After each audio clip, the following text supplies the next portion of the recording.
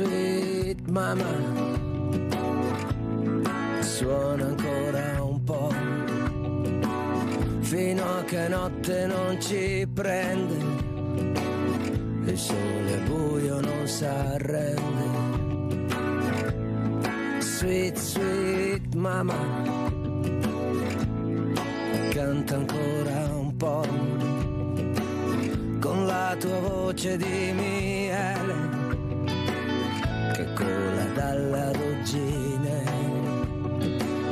che cola goccia dopo goccia su scarpe di patina nera, sulle assi di questa valera, ovunque canti io ci sarò. Sweet, sweet mama, beviamone ancora un po', tra gocce d'ambre di veleno, mi immergo e dimenticherò.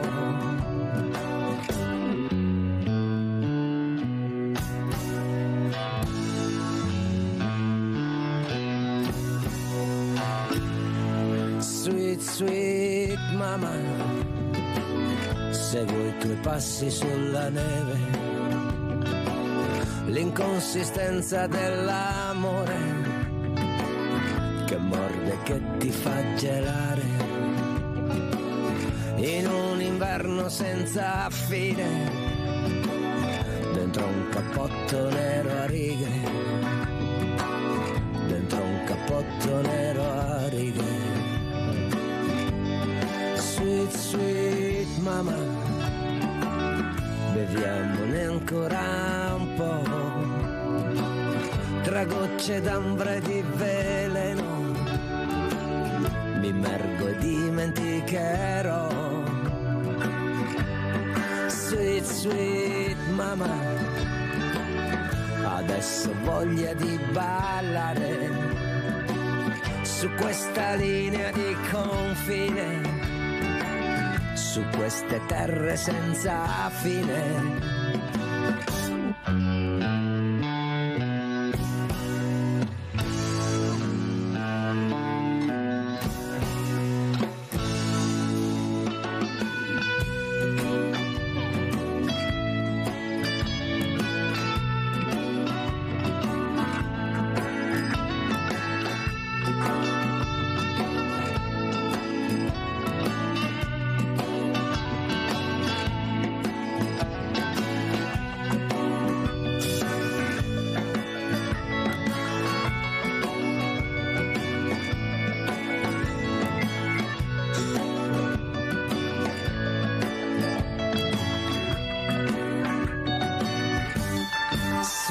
Sweet mama, beviamone ancora un po',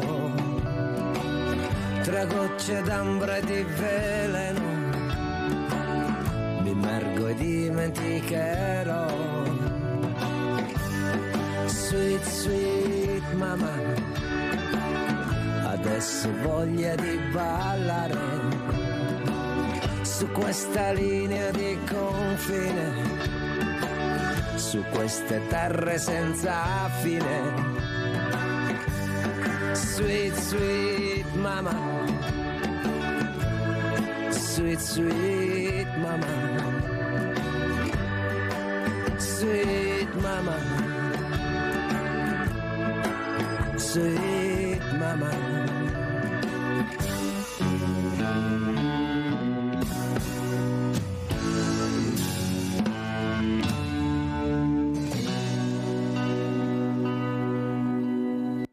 Buongiorno, buongiorno. Avete visto che bella foto ha aperto la Mirella questa mattina con questa donna tutta in carne, tutta burro, tutta bella, visto che si parla di anoressia, bulimia, che fa venire veramente, veramente l'angoscia.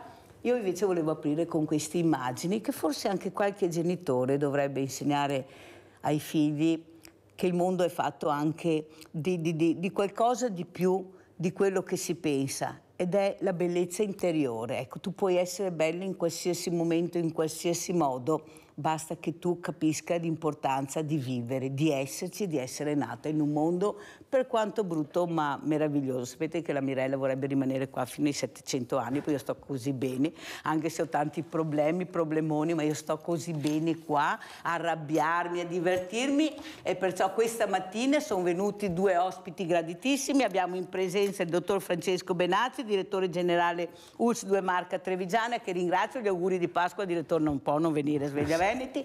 E saluto anche collegato da Verona il dottor Ugo Moretti, responsabile farmacologia Veneto AIFA, Agenzia Italiana del Farmaco. Buongiorno, buongiorno dottor Moretti, come sta? Buongiorno, grazie dell'invito, buongiorno a lei, tutto bene? Tutto bene. Allora partirei proprio dal dottor Francesco Benazzi, questo direttore generale, questa cittadella della salute che sta partendo. Bella cittadella, sta già sorridendo il direttore perché ha già capito la mia domanda. Bellissimo tutto, ma all'interno come siamo? C'è il personale, come siamo presi, direttore? Allora, diciamo che la cittadella sta procedendo, è chiaro che, l'ho già detto anche tante altre volte, Ospedale Grande, che è sostanzialmente l'ATI che ha costruito e sta costruendo la cittadella, ha avuto dei problemi legati alla défaillance, alla mancanza di un protagonista dell'ATI che era la parte, diciamo, elettrica, la parte tecnologica, quindi c'è stato un rallentamento legato al fatto che la dimensione di fili che dovevano trasmettere tutta una serie di tecnologie non era adeguata, per cui hanno dovuto rifare praticamente tutto l'impianto elettrico. Questo ha portato via ovviamente dei mesi e quindi si è ritardato e spostato tutto. Poi abbiamo fatto entrare ovviamente 3 unità operative, le 2 chirurgie generali, la chirurgia senologica e la chirurgia plastica, e attendendo poi di fare i passaggi e quindi le relative sale operatorie e le relative degenze. Poi ci sono stati dei passaggi che doveva fare sempre l'ATI, quindi sempre Ospedale Grande, che sono stati ritardati perché non riuscivano a consegnarci completamente le altre cose, quindi le terapie intensive, le semi-intensive e poi le altre tecnologie che vanno ovviamente dalla cardiologia interventistica, alla pneumologia interventistica, la neurologia, eccetera, cioè i reparti, chiamiamoli così, di acuti, visto che è un monoblocco su 6 piani dove c'è praticamente tutta la tecnologia per l'acuzie, quindi per la fase acuta, quindi dalla cardiologia finendo dalla neurochirurgia e cardiochirurgia. Pare che oggi le cose stiano cambiando e quindi diciamo che ci consegneranno definitivamente tutto entro i primi giorni di aprile, e poi potremo procedere ovviamente con l'entrata in cittadella, tenendo anche conto che siccome spostiamo anche tutte le tecnologie, quindi le alte tecnologie, le radiodiagnostiche, quindi le TAC, le risonanze, le 3 Tesla, eccetera, a fine aprile vengono giù i tecnici della GE dalla Germania per mettere a punto le nuove tecnologie, quindi avremo bisogno che i tempi siano rispettati, anche perché andiamo a noleggiare un camion, 2 camion per fare le risonanze magnetiche in modo tale da continuare a rispondere alle liste d'attesa, che non ci sia un vulnus, ci sia un problema, perché per mettere a posto tutte queste tecnologie serve un mese, quindi non possiamo permetterci di non fare ovviamente visite specialistiche e soprattutto diagnostica per un mese. Quindi le cose si faranno, c'è ovviamente un'attenzione al personale infermieristico, perché oggi devono passare dalle chirurgie alla radiodiagnostica facendo ovviamente percorsi anche di 200-300 metri, quindi c'è stanchezza, per cui ci è stato chiesto di aumentare la squadra trasporti, cosa che stiamo facendo, però quando saremo tutti in cittadella il problema si risolverà, perché chiaramente siamo tutti accorpati, 22 sale operatorie e ovviamente una serie di degenze, tutti in linea sullo stesso monoblocco. Direttore, quello che però la gente a casa si pone, si fa il punto di domanda, tutto bello, ma manca personale, mancano medici, mancano infermieri. Allora si pone anche il problema, sì, è tutto vero, però io se sto male cosa faccio se non ho veramente questo addetto ai lavori, queste persone poi molto competenti anche. Io ricordo sempre che lei non vuole assolutamente sentir chiamare dottorini, ma sono dottori a tutti gli effetti e sono anche molto preparati questi giovani, però il problema sale a monte, cioè non è un problema di adesso, è un problema di università. qualcuno non ha capito di programmare nella maniera giusta e poi ci ritroviamo in queste condizioni con i direttori generali che non sanno più che santo chiamare, perché in effetti mancano, i numeri non ci sono. Secondo lei quando è successo proprio questo inghippo? Perché noi avevamo una sanità che era un'eccellenza anche proprio come numeri, come ospedali, come tutto. Secondo lei quando è nato il problema? Allora, sì, ci sono due fattori che hanno determinato questa, diciamo, questa vacatio di medici e anche infermieri, poi cercherò di spiegare. Allora, io ricordo un Corriere della Sera del 2011, dove sostanzialmente l'editorialista diceva attenzione perché fra 10 anni mancheranno i medici. E quindi lo dico al governo, lo dico all'università, fate una nuova programmazione dei medici, quindi sia dal punto di vista dei laureandi della facoltà di medicina, sia della scuola specialistica. Detto questo, lui diceva 10 anni non pensando che c'era di mezzo anche il Covid, quindi di conseguenza anche questo è stato destruente, è stato uno tsunami che sicuramente ha cambiato il panorama. Perché? Perché ha creato questa difficoltà vocazionale da parte di chi voleva fare il medico e quindi iscriversi alla facoltà di medicina. Ma comunque quello che è importante, non hanno programmato, perché la classe che va dal 1957 al 1955, negli anni chiari, 2022, 2023 e 2021 praticamente andava in pensione, andava via. Quindi una scarsa programmazione che poi oggi noi stiamo pagando gli esiti. La seconda cosa è un definanziamento che parte ancora dal patto di stabilità del 2009 fatto dall'Ocse e che ovviamente continua, dove la sanità è stata sottofinanziata in questi anni per meno 37 miliardi di euro.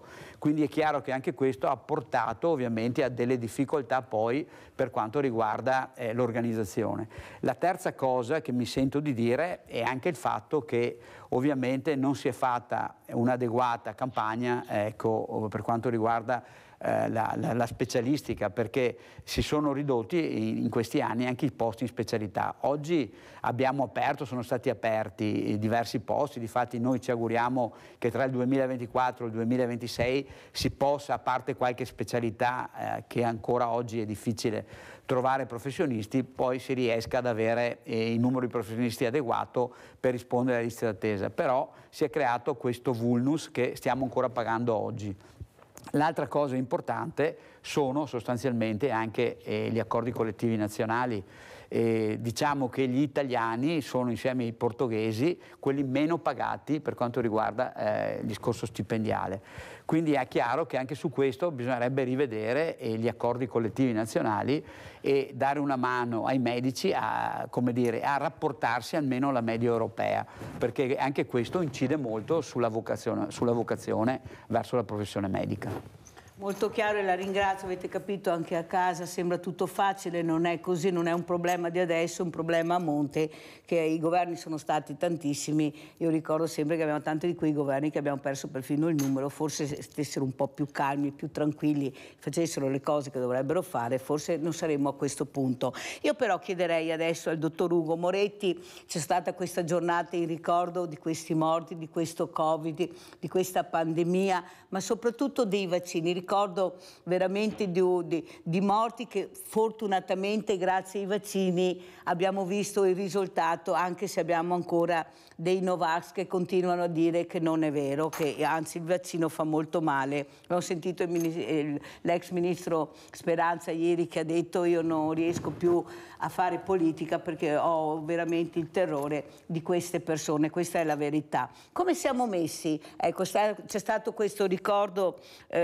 dottor Moretti, un ricordo veramente struggente, anzi un abbraccio a tutte quelle famiglie, ma a tutti gli operatori sanitari, perché veramente anche loro abbiamo avuto dei numeri incredibili di morti. Ecco, si parla di quarta, quinta, sesta dose, faremo un vaccino unico. Lei come vede la situazione? Perché sa, io ho diversamente giovani a casa che non hanno ancora le idee chiare, poveretti, perché ci sono dei medici di base che non spiegano bene. Allora, mi sa Mirella bella, se il dottor mi ha detto di non farlo, meglio che non lo faccia. Cioè, ci spieghi un pochino, dottor Moretti, a queste persone che sono di scrigni d'oro, la salute è unica, che veramente devono vaccinarsi. Come siamo presi? Faremo la quinta, sesta dose? Ci sarà questo vaccino in un'unica dose, sia l'anti-influenzale che l'anti-Covid? Insomma, qualcosa ci dirà, sentiremo cosa dirà il dottor Moretti. Prego, dottore, lei sorride, mi viene da piangere tutte le mattine a convincere queste persone a vaccinarsi. Vabbè.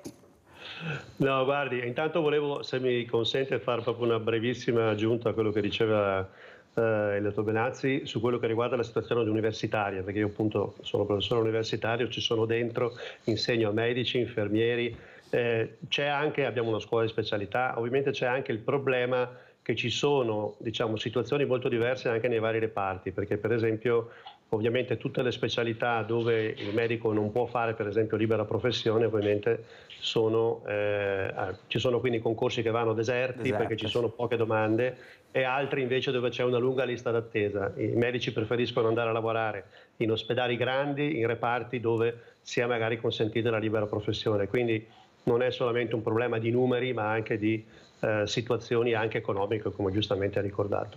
Per quanto riguarda i vaccini, ma io farei un discorso abbastanza semplice, perché i vaccini sono farmaci, quindi al di là, diciamo, di quella che è la situazione legale, quindi l'obbligo alle vaccinazioni, che quello ovviamente è un discorso di politica sanitaria, nell'uso dei vaccini vale esattamente lo stesso discorso che facciamo per i farmaci: o servono o non servono, o sono efficaci o non sono efficaci. Quindi il primo problema è quello di dire i vaccini sono efficaci, aiutano a prevenire malattie importanti e quindi ovviamente conviene farli.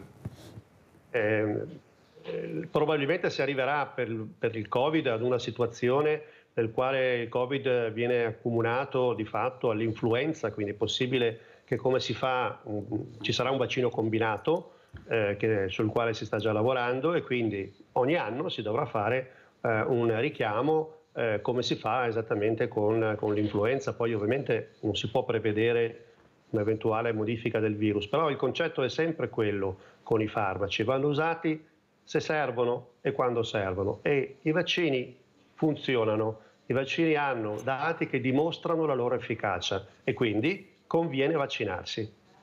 Molto chiaro e la ringrazio. Senta, dottor Moretti, ho avuto ospite il dottor Silvio Garattini, che saluto, anzi stamattina doveva essere qua ma aveva un convegno, dispiace molto ma tornerà, il quale si è arrabbiato proprio con noi donne perché ha detto: ma non sapete che voi prendete i farmaci testati sugli uomini e state zitte? Sì, è vero. Io avevo anche un'avvocata presente, sindaca di un paese, la quale ha detto: io non lo sapevo, ma svegliatevi, fate qualcosa, ha detto il professor Garattini. 70 kg e uomini. E poi un'altra cosa che ha aggiunto: e prendete troppi antibiotici. Vero, allora, integratori, antibiotici, ma volete fare qualcosa di buono? Come risponde a queste critiche che ha mosso il professor Garattini, specialmente a noi donne che siamo all'oscuro di tutto, naturalmente, sempre, comunque? Voi magari lo sapete, ma noi, io ho sentito però in giro, nessuno sta cambiando, lo sa. però sta allora, cambiando. sentiamo Moretti e poi sentiamo anche Benazzi, prego. Guardi, questo è un tema che ha certamente rilevanza, sul quale si sta lavorando.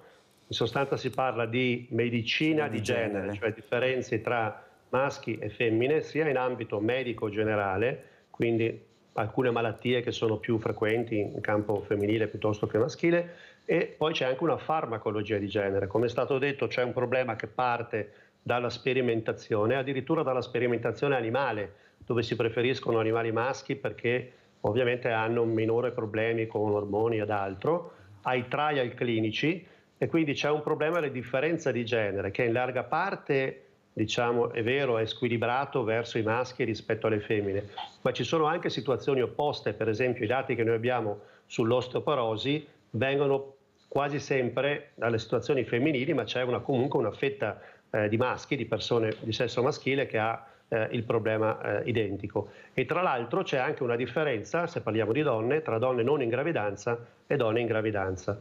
Allora, diciamo, questa è una cosa, diciamo, sulla quale si sta intervenendo, ci sono tentativi, noi sappiamo che ci sono alcuni farmaci che funzionano di più sulle donne per esempio le benzodiazepine, e farmaci che funzionano di più sui maschi. È stato fatto qualche tentativo, soprattutto dall'FDA, per inserire questa cosa anche nel foglietto illustrativo dei farmaci, cioè per dire questa dose di farmaco per una donna deve essere più bassa o più alta. Ci sono stati dei tentativi fatti per esempio con alcuni farmaci tipo le benzodiazepine, suggerendo quindi una dose più bassa di partenza per le donne rispetto agli uomini. Però è certamente un argomento interessante di cui si sa poco, e a me capita di parlare spesso appunto di questo argomento. Mi fa piacere perché noi siamo molto attenti a questo, tanto è vero che io penso anche una cosa, dottor Moretti, che forse le centenarie proprio con questi farmaci testati sugli uomini siamo diventati più forti. Siamo talmente forti che vi abbiamo superato in quasi tutto. Ormai facciamo qualsiasi cosa, anche negli ospedali. Direttore, vediamo molte figure femminili nelle sale operatorie, cose che fino a pochi anni fa non era proprio così. Questa donna che si è evoluta è preparatissima, io lo dico perché è vero, non distinguerei uomo e donna, ma lo devo fare perché i numeri sono numeri. Ecco, questa figura femminile, lei come la vede come direttore quando si confronta? Perché veramente dobbiamo dire che sono veramente brave. Beh, intanto, per riallacciarmi a quello che diceva il professore, stiamo lavorando molto, sempre di più c'è una grande sensibilità da parte della sanità regionale e nazionale sulla medicina di genere. Non a caso si fanno sempre più convegni, congressi, parlando intanto della presa in carico della donna. Giustamente il professore diceva, ci sono 3 fasi della vita della donna. La donna in pubertà, quel primo menarca, quindi con le mestruazioni, la donna in gravidanza e la donna in menopausa. Sono 3 aspetti diversi della donna, l'uomo ne ha 2 sostanzialmente, la donna ne ha 3, che devono essere trattati dal punto di vista clinico e farmacologico in modo diverso.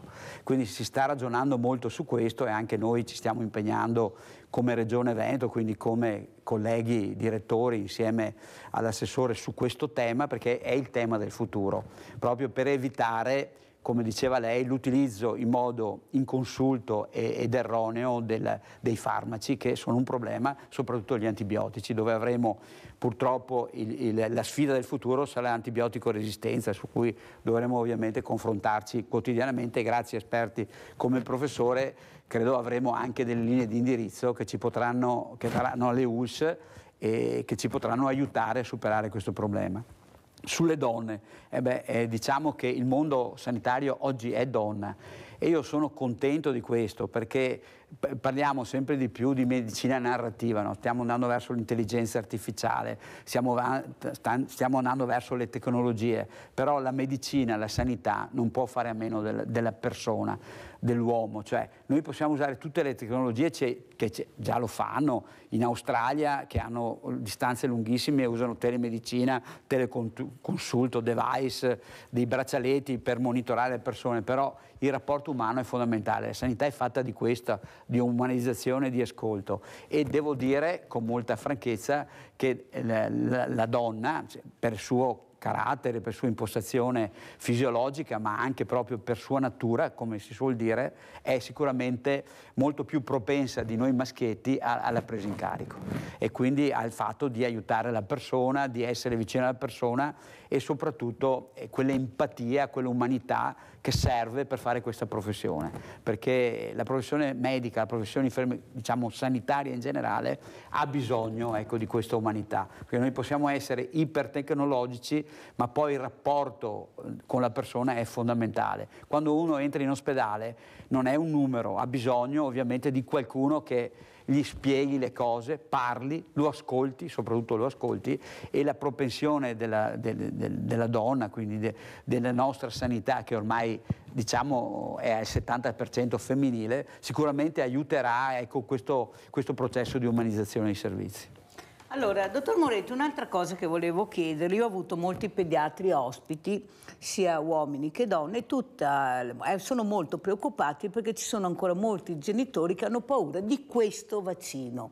Gli altri vaccini no, ma questo vaccino, mio figlio sta benissimo, non vedo perché devo fare questo vaccino. Ecco, lei cosa consiglia? Perché io penso che dobbiamo continuare a parlare, inutile dire va tutto bene, non c'è più problema, lei l'ha spiegato molto bene che bisognerà fare ogni anno la dose, speriamo antifluido, io spero tanto che troviate quella nasale, lo spray, sa professore, lo spray che andrebbe benissimo e saremo tutti felici e contenti. Cosa vuole dire a questi genitori, a questi nonni invece che ancora insistono di aver paura di questo vaccino? Ma se parliamo di vaccinazione Covid, quindi vaccinazione dell'influenza, come dicevo sarà un vaccino misto in futuro, è chiaro che questo è un problema che riguarda soprattutto gli anziani, evidentemente. Può riguardare la pediatria in casi di bambini fragili, che quindi abbiano la necessità di essere protetti. La pediatria è ovviamente spostata su quelle che sono le vaccinazioni che sono diventate obbligatorie anche per andare appunto a scuola. Su questo punto io farei anche qui proprio un discorso che in genere faccio a chi tende ad avere resistenza verso le vaccinazioni. Dico, guardate che appunto i vaccini sono farmaci, è dimostrato che funzionano. Se uno non crede alle vaccinazioni, mi domando con quale criterio sceglie i farmaci, perché noi abbiamo alle volte delle situazioni che sono un po' strane, nel senso che abbiamo genitori che hanno paura delle vaccinazioni, ma che però alle prime linee di febbre magari danno senza problemi, che ne so io, un antifebbrile oppure un antibiotico, che sono comunque farmaci che sono chiaramente più pericolosi, tra virgolette, rispetto alle vaccinazioni. Oppure magari danno al bambino, ci sono dei prodotti che dovrebbero rinforzare le difese immunitarie, che non sono vaccini e che tra l'altro funzionano molto poco o quasi nulla. Quindi l'approccio è sempre quello in sostanza: o ti fidi di quella che è la produzione scientifica e che chiarisce quali sono i vantaggi e quali sono gli svantaggi. Se non ti fidi, non capisco come si possa poi scegliere anche le terapie di tutti i giorni, insomma.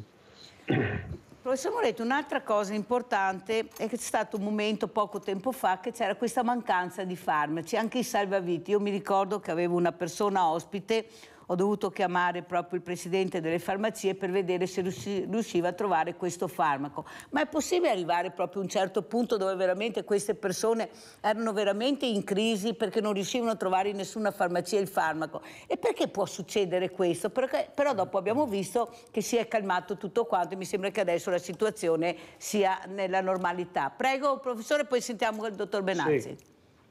Sì, allora qui la situazione è più complessa, ci sono ovviamente situazioni diverse che possono avere cause diverse, ci sono ovviamente problemi legati per esempio ad uso eccessivo di alcuni prodotti in alcune situazioni. Adesso ricordiamo che nella pandemia per esempio si usava tantissimo, anche in maniera inappropriata, l'azitromicina, questo aveva creato delle carenze, oppure ci possono essere problemi di tipo produttivo che vengono fuori dalle aziende farmaceutiche.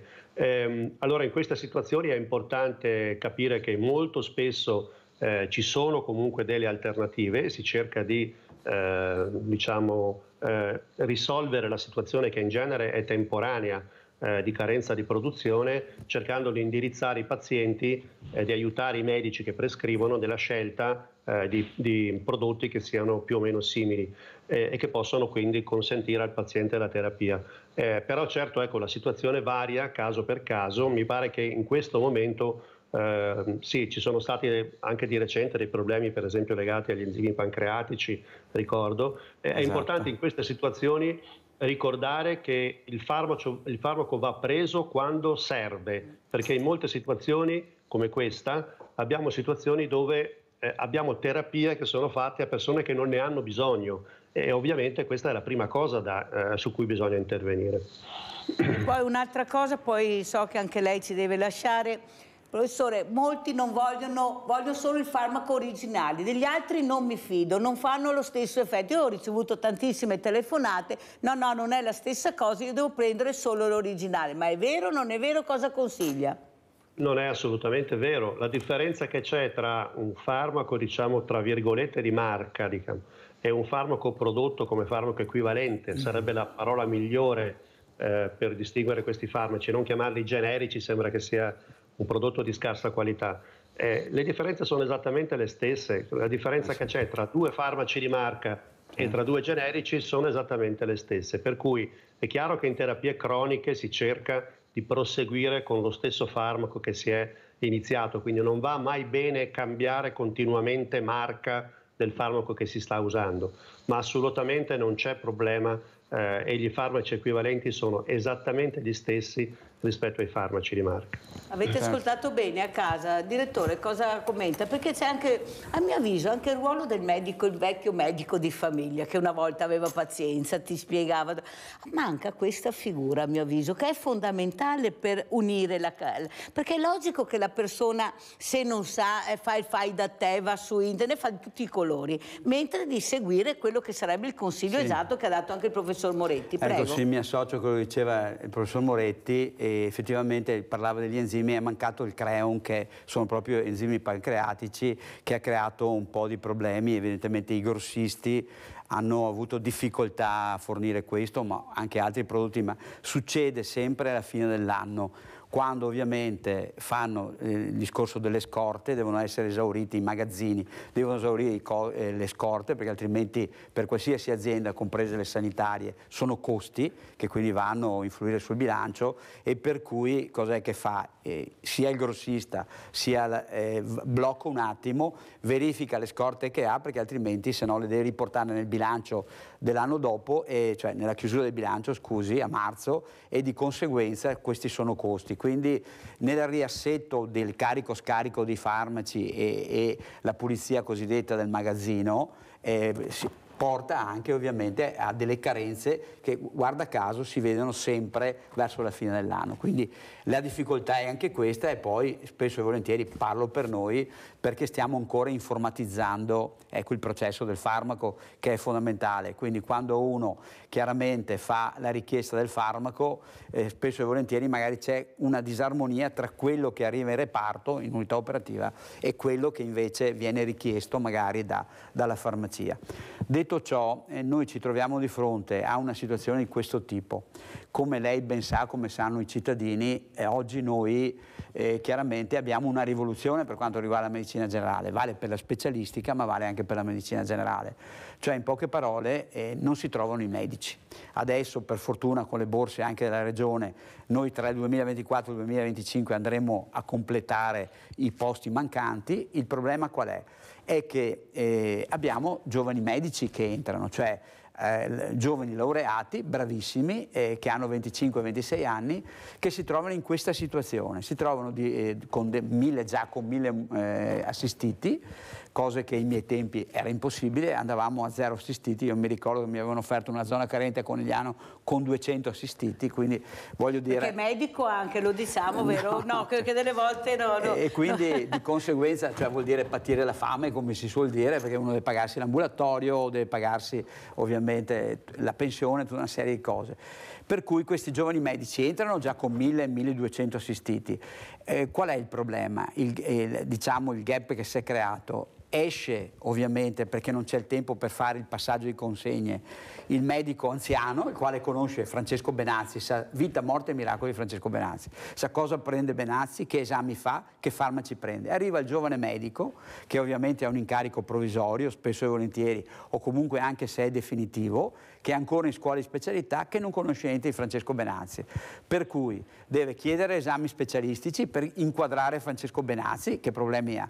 Poi il soggetto soprattutto va e magari si dimentica la cartina col farmaco, per cui dice: ma ho questo problema, ma che farmaco prende? Per evitare interazioni tra farmaci. Spesso e volentieri la persona si dimentica il farmaco, per cui vengono dati dei farmaci che creano anche interazioni uno con l'altro, quindi non fanno, come diceva il professore, certo bene. Quindi si è creato un po' di confusione, ecco, che la stiamo pagando proprio per questo motivo. Ma sicuramente poi anche queste cose si normalizzeranno, sicuramente si normalizzeranno. Devo anche dire che i giovani medici anche studiano molto, escono dall'università, quindi hanno anche un bagaglio culturale molto più aggiornato, quindi anche sull'interazione dei farmaci, voglio dire, abbiamo persone che sono competenti. Diamogli il tempo, ecco, di adattarsi all'ambiente e di conoscere l'ambiente. Allora, adesso dobbiamo andare anche in pubblicità, purtroppo il nostro Rinaldo, non so se è ancora in linea. Rinaldo, ti ho fatto aspettare, sì, ma sai sì, l'importanza di anche ascoltare. Va bene, Mirella, bravo, così, poveretto, però bisognava ascoltare anche perché poi il professor Moretti se deve andare via. Prego. Saluto i medici, perché io dovrò le persone e ho caro di vederli. Buon lavoro, arrivederci. Ciao Mirella. Grazie Rinaldo, grazie, fa sempre bene anche i saluti. Allora, professor Moretti, se avesse Giorgia Meloni di fronte a lei, cos'è che chiederebbe a lei in prima persona, ma anche al governo, ecco, per cercare di portare avanti questo paese meraviglioso, con una creatività incredibile, con una manualità incredibile, con delle menti veramente eccelse? Cos'è che chiederebbe, professor Moretti? Ma guardi, come dire, i problemi sono tanti, credo che sia difficile avere, come dire, la bacchetta magica per risolverli. Noi tra l'altro, bene o male, abbiamo la fortuna di vivere in una regione che, insomma, se parliamo in campo sanitario, ma anche nel campo dei farmaci, insomma, è ovviamente ben gestita in generale e quindi ovviamente le situazioni sono anche molto diverse. Certo adesso una situazione, come dire, che potrebbe essere critica è proprio questa ulteriore regionalizzazione della sanità, che rischia di creare, diciamo, delle discrepanze tra regioni e quindi di ledere quello che è un diritto universale alla salute, che tra l'altro è garantito dalla nostra Costituzione. Allora, io sono universitario, è ovvio che da questo punto di vista credo che sia, come dire, importante in qualche modo incentivare a far bene quella che è tutta l'attività educativa, formativa, sia nel pre-laurea ma anche nel post-laurea. Come diceva giustamente il dottor Benazzi, diciamo, noi abbiamo ragazzi giovani che entrano quindi anche dopo la laurea subito a pieno regime nell'attività sanitaria. È molto importante investire nella formazione post-laurea per poter aiutare appunto il percorso professionale delle persone in vari livelli, e ovviamente il problema principale è anche una parte di riconoscimento economico adeguato, perché adesso noi da Verona seguiamo per esempio anche Trento, Bolzano, dove abbiamo per esempio infermieri che studiano in Italia e poi prendono e partono e vanno a lavorare magari in Austria, in Germania o da altre parti, perché lì si guadagna molto di più, insomma. Quindi credo che sia importante tenere presente che l'aspetto economico va giustamente valorizzato, insomma, per lavori che sono importanti, difficili, impegnativi.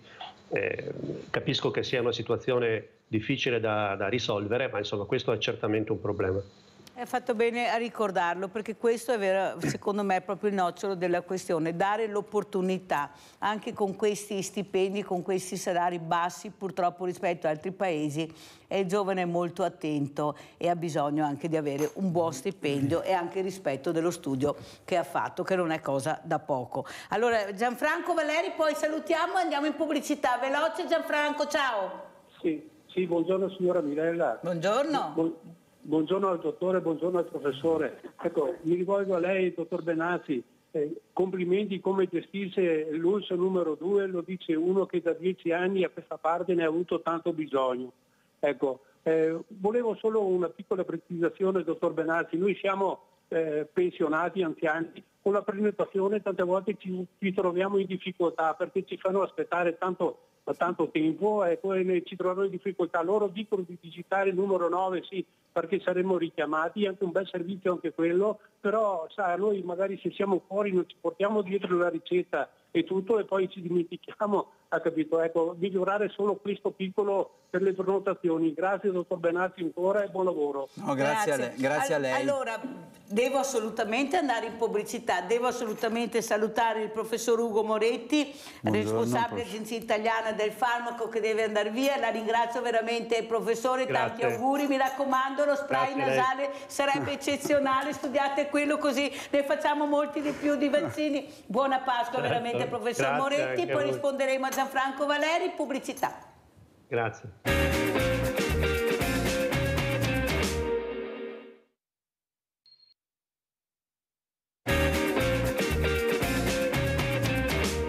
E siamo col dottor Francesco Benazzi, direttore generale ULSS 2 Marca Trevigiana, che risponderà al nostro Gianfranco Valeri de Cessalto, che ha posto una domanda molto importante. Prego, direttore. Beh, io lo devo ringraziare perché effettivamente ha ragione, succede anche questo.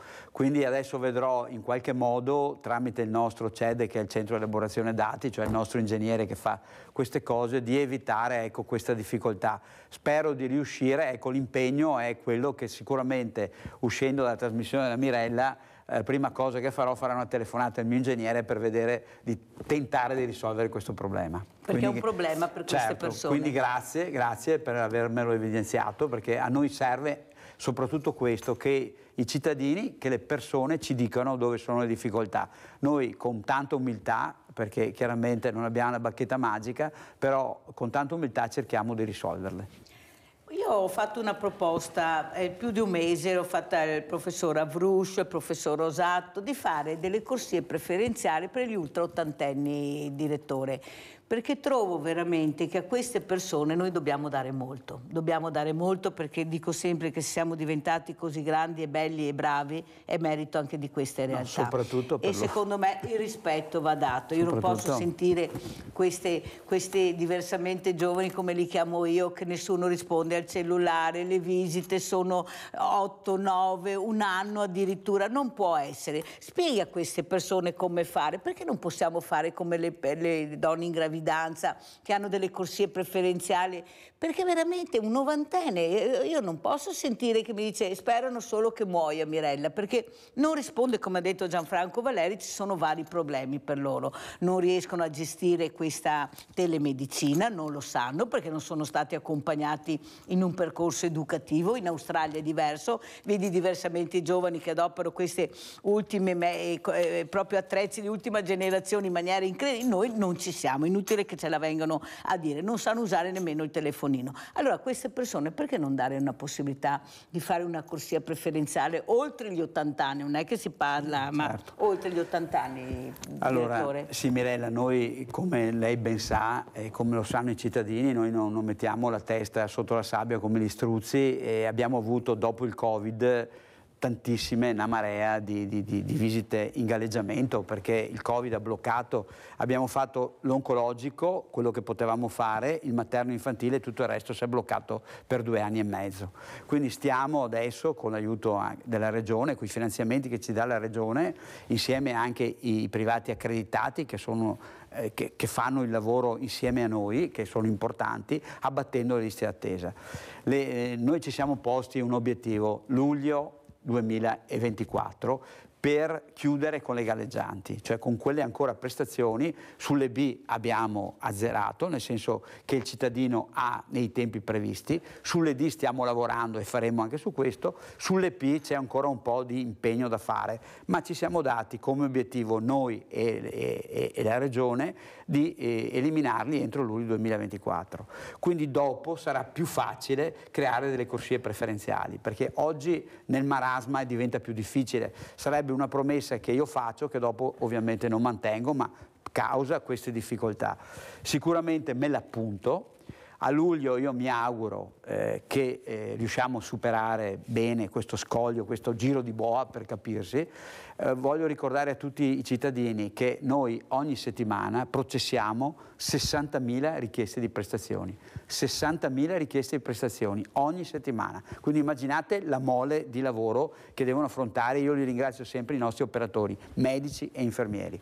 Ma detto questo, me lo prendo come impegno che da agosto, se riusciamo, e spero di sì, di fare la corsia preferenziale per gli over 80. Grazie, veramente grazie. Direttore, lei sa quanto mi stanno a cuore queste figure che io purtroppo, avendo anche un banco solidale, tocco con mano. Questa mattina ho dovuto chiamare il professor Mazzoleni, che collabora con me, per una persona che non riesce più a mangiare perché non ha i denti, non ha più niente, una depressione incredibile, e devo dire che ha dato piena disponibilità, mette a disposizione, pensate, ecco, queste figure importanti, questi medici che veramente, io dico sempre, se non ci fossero dovremmo inventarli per dare delle risposte, perché è ancora giovane questa donna e ha tutto il diritto di sentirsi a posto come tutti gli altri. Un'altra cosa, anzi no, perché abbiamo Livio da Padova. Vai Livio!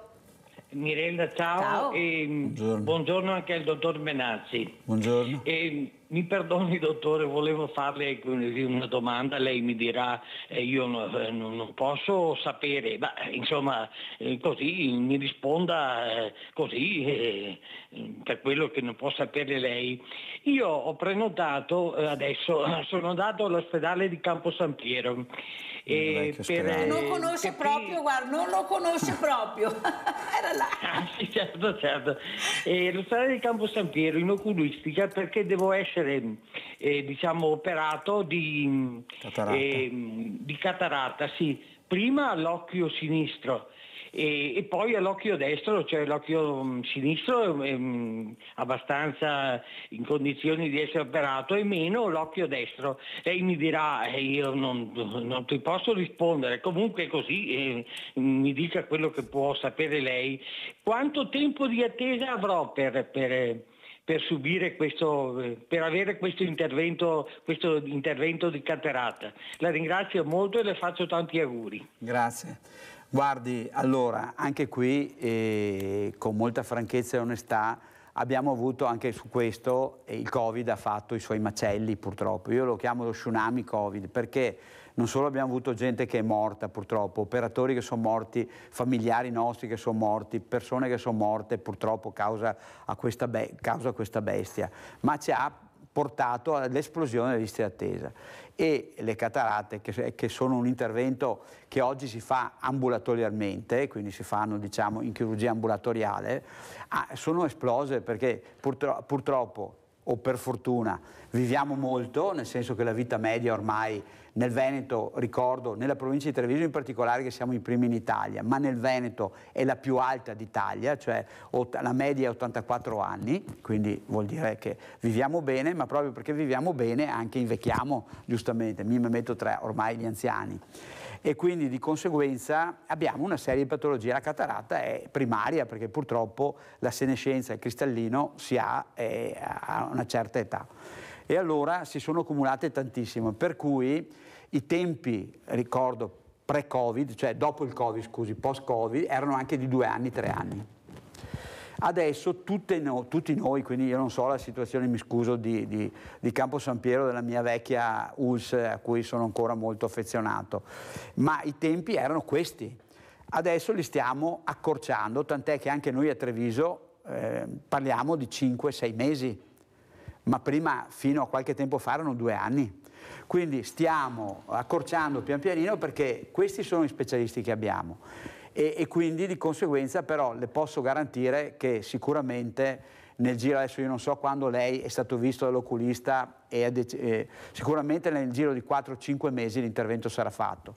Se poi il suo oculista o chi l'ha visto vede un peggioramento ingravescente, allora chiaramente viene chiamato prima, perché indubbiamente non possiamo pensare che una persona resti monocolo, cioè non veda più dall'occhio che è peggiore, e quindi viene anticipato sicuramente. Però questi sono ancora i tempi, mi scuso io per tutti i colleghi del Veneto, ma è un problema legato al Covid, al post-Covid. Però le dico, stiamo veramente lavorando in modo intenso e pesante per ridurre questi tempi d'attesa, e su questo la Regione Veneto giustamente ci sta col fucile, perché dice no, sono cose importanti, soprattutto che riguardano gli anziani come me, eccetera, e quindi devono... Diversamente giovani, quindi devono essere fatte. Per cui ecco, io sono, come dire, positivo, penso che nel giro di poco la chiameranno. Maria, ciao Maria. Buongiorno. Buongiorno. E buongiorno al dottor Benazzi. Buongiorno. Io le dovrei fare un rimprovero, dottor Benazzi. Bene, sono qua anche per quello. Perché è andato via da Cittadella? Perché? Ah, ecco. Sa che guardi, lo ricordano tutti, medici, personale, lo ricordano tutti, cittadini, tutti ricordano il dottor Benazzi a Cittadella.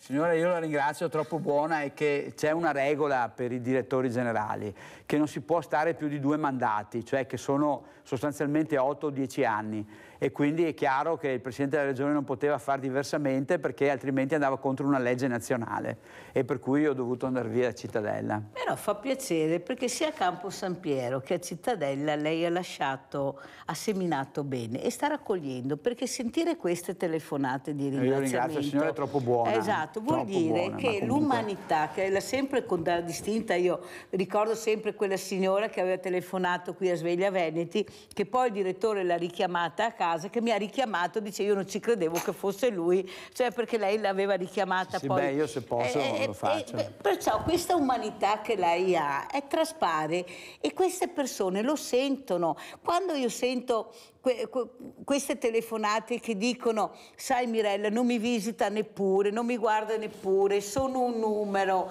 ecco, io provo dolore perché c'è questa umanizzazione che, specialmente quando uno ha dei problemi, che va ascoltata.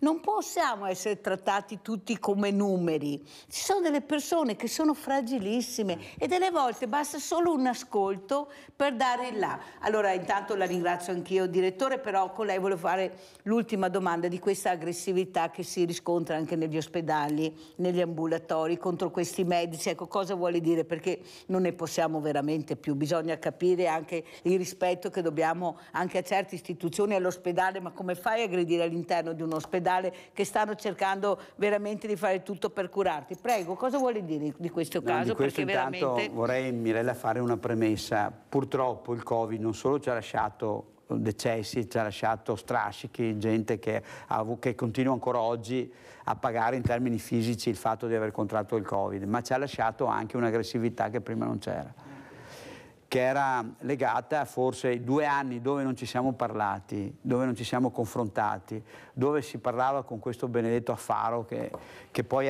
rovina la vita, no? Perché non si comunica con questo. Perché lo dico anche ai giovani, lo dico anche ai giovani, cioè è un modo di comunicare deleterio, perché il rapporto umano, il vedersi, il toccarsi, darsi la mano, stringersi, darsi un bacio, avere affettuosità è fondamentale.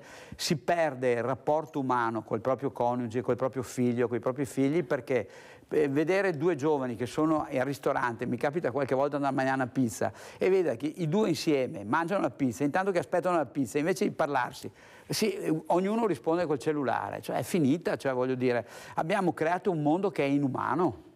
E quindi questo poi si ripercuote ovviamente anche nei rapporti con i medici. I medici sono stanchi, gli infermieri sono stanchi, lo sapete, mancano, e quindi i medici e infermieri, per cui sono provati da 2 anni di Covid, quindi anche loro certe volte sono un po' meno propensi ad essere empatici, perché magari sono stanchi, ed è comprensibile. Dall'altra parte il cittadino, l'utente, dice ma come, devo aspettare il pronto soccorso tutto questo tempo, ma perché non mi parli, ma perché non mi spieghi? E quindi si creano questa conflittualità che non deve esserci. Io lo dico ai miei collaboratori, ai miei medici, ai miei infermieri, guardate, vale più una pacca sulla spalla, un sorriso, o spiegare un attimo a una persona cos'ha, rispetto a qualsiasi tipo di terapia. Spesso e volentieri qualcuno mi chiama e mi dice che magari mi conosce, ormai il mio numero credo che lo abbia anche il can che passa per strada, e mi dice ma insomma voglio sapere del mio papà o di mio fratello che è ricoverato. Dico ma i medici? Sì, non avevo capito niente, non avevo capito niente. E allora è chiaro, io richiamo il medico e mi faccio spiegare, poi spiego alla persona, dopo dico al medico, mi raccomando, lo so che è difficile, che siete oberati, che vi chiediamo un casino di robe, ma impiegate 3 minuti per spiegare con parole semplici alla persona cos'ha, e credo che questo è superiore a qualsiasi cosa. Quindi dobbiamo un po' tutti, la gente, essere meno aggressiva, e noi un attimino, nonostante che io le ringrazio sempre la fatica che hanno, un po' più empatici, e allora forse dopo ricostituiamo quella solidarietà che stiamo perdendo.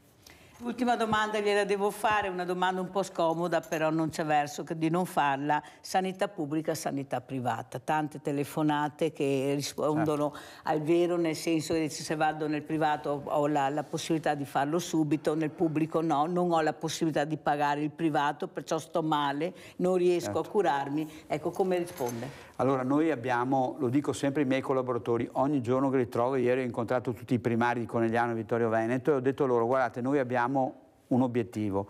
Lo so che vi sto chiedendo di lavorare di più con meno risorse del prima del Covid, questa è la verità. Perché? Perché non troviamo i medici, però noi abbiamo un unico obiettivo. Mettetevi nella posizione di chi guadagna 500 euro al mese o massimo 800 euro, che non può pagarsi una visita e che ha bisogno della sanità pubblica. Il sacrificio che vi chiedo lo fate per queste persone, perché chiaramente Francesco Benazzi può, vabbè, io sono medico ho ancora, ma anche Francesco Benazzi con lo stipendio che prende può tranquillamente pagarselo, non può un pensionato che vive con quello, col paniere che è aumentato, quindi coi costi che sono aumentati, è a boeta, ecco, di tutto, del gas, di tutto. Quindi chiaramente noi dobbiamo essere per la sanità pubblica e per aiutare queste persone. Allora è chiaro che faremo di tutto per far questo e il giro di boa è fondamentale per dare una risposta a queste persone che hanno bisogno. La sanità privata io la dividerei però tra la sanità privata accreditata, faccio un esempio, San Camillo, Monastier, cioè coloro che lavorano con noi e sono partner importanti per noi, perché loro aiutano noi a dare delle risposte a queste persone, perché hanno un budget che decidiamo noi cosa devono fare e sono collaboranti al massimo, dalla sanità privata che invece è quella di fare solo ovviamente visite specialistiche eccetera per un lucro che è giusto perché un privato lavora per il lucro personale, ma noi dobbiamo essere precisi e puntuali, lo dico sempre ai miei, per fare in modo che chi ha realmente bisogno trovi una risposta totale nella sanità pubblica. Avete sentito, l'obiettivo è quello, cercare veramente di equiparare, di far sì che queste persone abbiano anche loro il rispetto dovuto per queste patologie e che non possono pagarle perché veramente sono delle cifre veramente alte, dottor Benazzi. Sa che ho avuto un cardiologo, un primario, mi ricordo che ha detto io non riesco a capire quel filo che io adopero in sala operatoria. Una volta costava 1, adesso costa 200. Non riesco a capire perché oggi costa 200. Cioè si pongono queste domande anche gli addetti ai lavori, perché anche là c'è stata speculazione, dobbiamo dirlo, e le conseguenze poi le paghiamo tutti quanti. Noi, per darle un dato, Mirella, noi siamo passati per dire i dispositivi medici, quindi complessivi, il costo dei dispositivi, faccio l'anno 2019, che è l'anno di riferimento prima del Covid e l'anno post-Covid, siamo passati, costo dei dispositivi ULSS numero 2, quindi cateteri, tutte queste cose qua, da 120 milioni a 153 milioni. Cioè il costo della materia prima è aumentato dal 15 al 40%. E quindi questo va ovviamente, ringraziamo Dio che la sanità veneta è una sanità che comunque tiene botta e soprattutto non va in piano di rientro, cose che fanno le altre, e quindi non va a tassare i cittadini, e credo che questo sia fondamentale, nonostante l'aumento dei costi. E ha fatto bene a ricordarlo perché è importante. Abbiamo l'ultima telefonata, Tilly, poi salutiamo il dottor Benazzi. Vai Tilly. Sì. Buongiorno. Buongiorno. Prego. No, volevo aspettare che il dottor terminasse. Prego, prego Tilly. Sì, volevo dire, io ringrazio il Signore che posso permettermi di andare sempre, diciamo, a visite private, ma perché quando si va a visita privata ti seguono, ti parlano, ti sorridono, è tutto un altro... Io sono stata operata all'occhio sinistro, ero andata a Oderzo della cataratta e là ero un po', addirittura non mi hanno neanche messo nel lettino per operarmi l'occhio, parlo di parecchi anni fa, no? Mi hanno tenuta sulla sedia, mi hanno lavato e tutto. E il secondo occhio, 2 anni fa, circa, mi sono andata privatamente, dico, dal dottor Martinuzzi, che è il migliore in assoluto, al centro di medicina, lo dico apertamente, ho avuto un trattamento che nessuno lo sa, non ho sentito niente, distesa nel lettino, con tutto che ti ha, non una cifra da capogiro, me l'ho potuta permettere, ma tutto un altro pianeta. E allora là, ti sorridono, ma non solo il dottor che vado mia adesso al controllo ogni anno. Ringrazio il Signore che posso permettermelo. Quando vai là è un altro pianeta. Sono magari gli stessi dottori che vanno al San Camillo, che vanno da un'altra parte, ma ti seguono di tutto punto. Tu paghi le tue 130, 150 quando ti serve, però come mai se vai da un'altra parte, muso duro e stai là? Fraccada. Ecco, allora Tilly, però non dobbiamo neanche sparare nel mucchio, perché non è neanche giusto, perché ci sono anche delle realtà veramente invece bravissime. Prego, dottor Benassi. Sì, allora è chiaro che se io sono in albergo a 5 stelle e che pago una cataratta a 1.300 euro, perché più o meno questa è la cifra che lei ha pagato, signora, più o meno, sì, credo che sia tra 1.100 e 1.300 euro, questa è la cifra della cataratta. E pago 150 euro, è chiaro che il privato che deve attrarre, che deve, se lei va a un 5 stelle e paga 500 euro a notte, le mettono il tappeto, le mettono i fiori, il cioccolatino, eccetera, eccetera, e chiaramente fanno volumi molto più ridotti di quelli che fa il pubblico e quindi possono fare i fiorettini, anzi devono farlo, perché se trova Martinuzzi o Pinco Pallo che la prende a schiaffi o le dice su qualcosa, è chiaro che lei non va più sicuramente. Quindi anche perché è il paron de casa del centro, dice o fai così oppure vai via, cioè non ti voglio, è chiaro. E poi non fanno guardi, non fanno notte, ma soprattutto quello che è importante, signora, un distacco della retina o qualsiasi altro tipo di patologia oculistica importante, lei non la fa al centro di medicina, viene a farlo nella ULSS. Perché? Perché trova competenze e trova persone che sanno che fanno quegli interventi.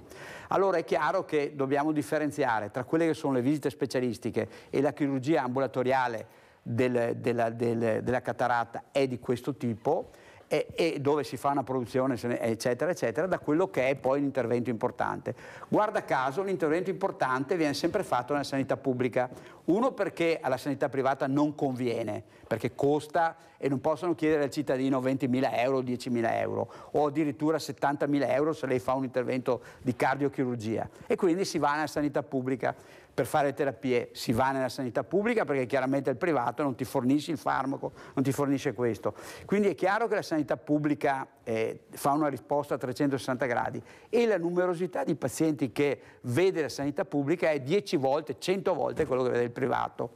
Quindi è chiaro che purtroppo, lo dico perché noi dobbiamo rispondere alle liste d'attesa, che sembra una catena di montaggio, però le dico con molta franchezza, noi abbiamo l'obbligo di rispondere il più possibile e quindi stiamo lavorando anche così per fare in modo di riagganciare il vagone al treno che sta andando avanti, che ha perso tempo per causa del Covid.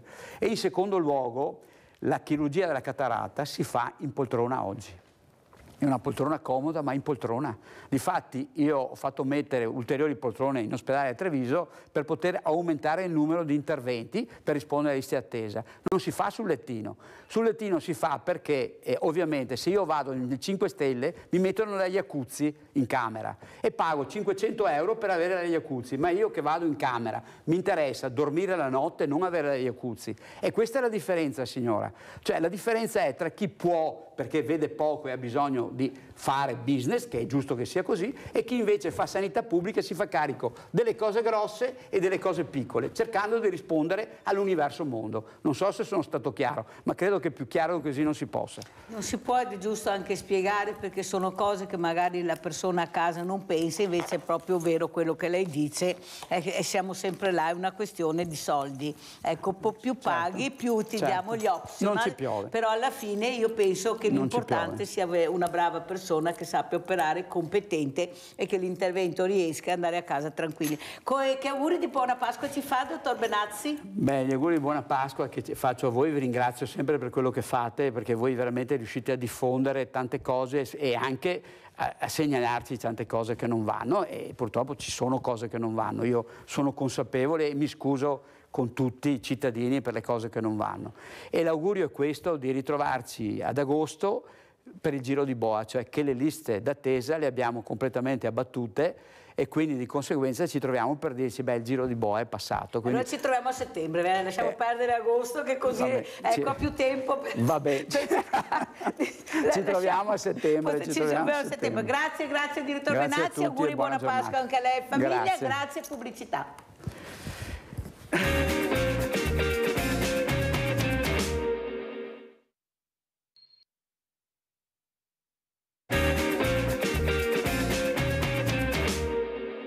Partendo dal principio che l'ambiente non può essere capito se lo guardiamo solamente attraverso gli occhi, cercheremo di immergerci, cosa che l'udito ci permette di fare, di immergerci nel paesaggio, nell'ambiente. Soundscapes o paesaggi sonori sono dedicate all'esperienza del silenzio e del suono nel paesaggio, le giornate internazionali di studio sul paesaggio promosse da Fondazione Benetton. Propone una riflessione sulla dimensione sonora dei paesaggi, dimensione che va affrontata con molte prospettive culturali diverse e anche con diverse declinazioni, perché la dimensione sonora dei paesaggi è il suono, ma è anche il silenzio, è la musica, sono le voci. Una riflessione sulla dimensione sonora dei paesaggi in un tempo di emergenza ambientale che si può non solo vedere ma anche sentire, come nel caso dei ghiacciai che si stanno progressivamente sciogliendo.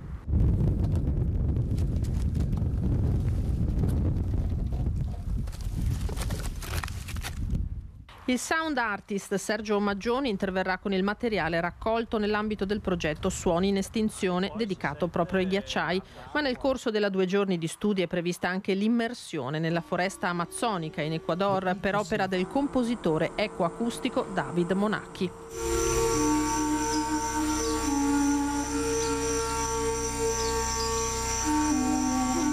Per le giornate del paesaggio l'importante traguardo dei 20 anni. Una tappa importante perché 20 edizioni significa un patrimonio di incontri ricchissimo, incontri che si svolgono in fondazione, quindi non sono né online né sono una passerella semplicemente di accademici, ma un luogo di grandissima discussione e un progetto culturale che coinvolge molte voci, dalle voci del territorio agli accademici agli esperti.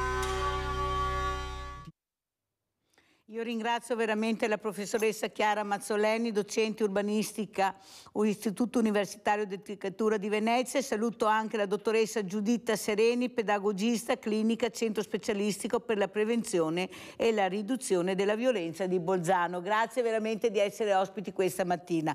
Allora, professoressa Mazzoleni, lei non sa quanto io l'ho nominata, lei non ha idea.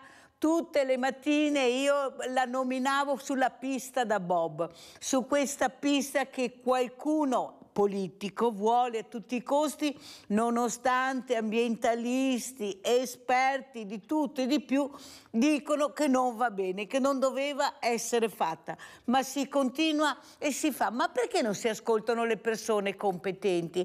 Perché lei, che l'ha spiegato molto bene, la fragilità del territorio, specialmente su questo sito, io mi ricordo quando è stata ospite che ha detto Cortina non è in Piemonte è già un'altra cosa, qui stiamo parlando di un altro territorio. Ma si rendono conto della fragilità, la pista al bob, il ponte sullo stretto di Messina, mentre abbiamo delle urgenze veramente del clima che sta cambiando, del territorio fragile. Basta vedere cosa è successo anche negli ultimi mesi. Prego professoressa e grazie di essere qui. Grazie a lei dell'invito.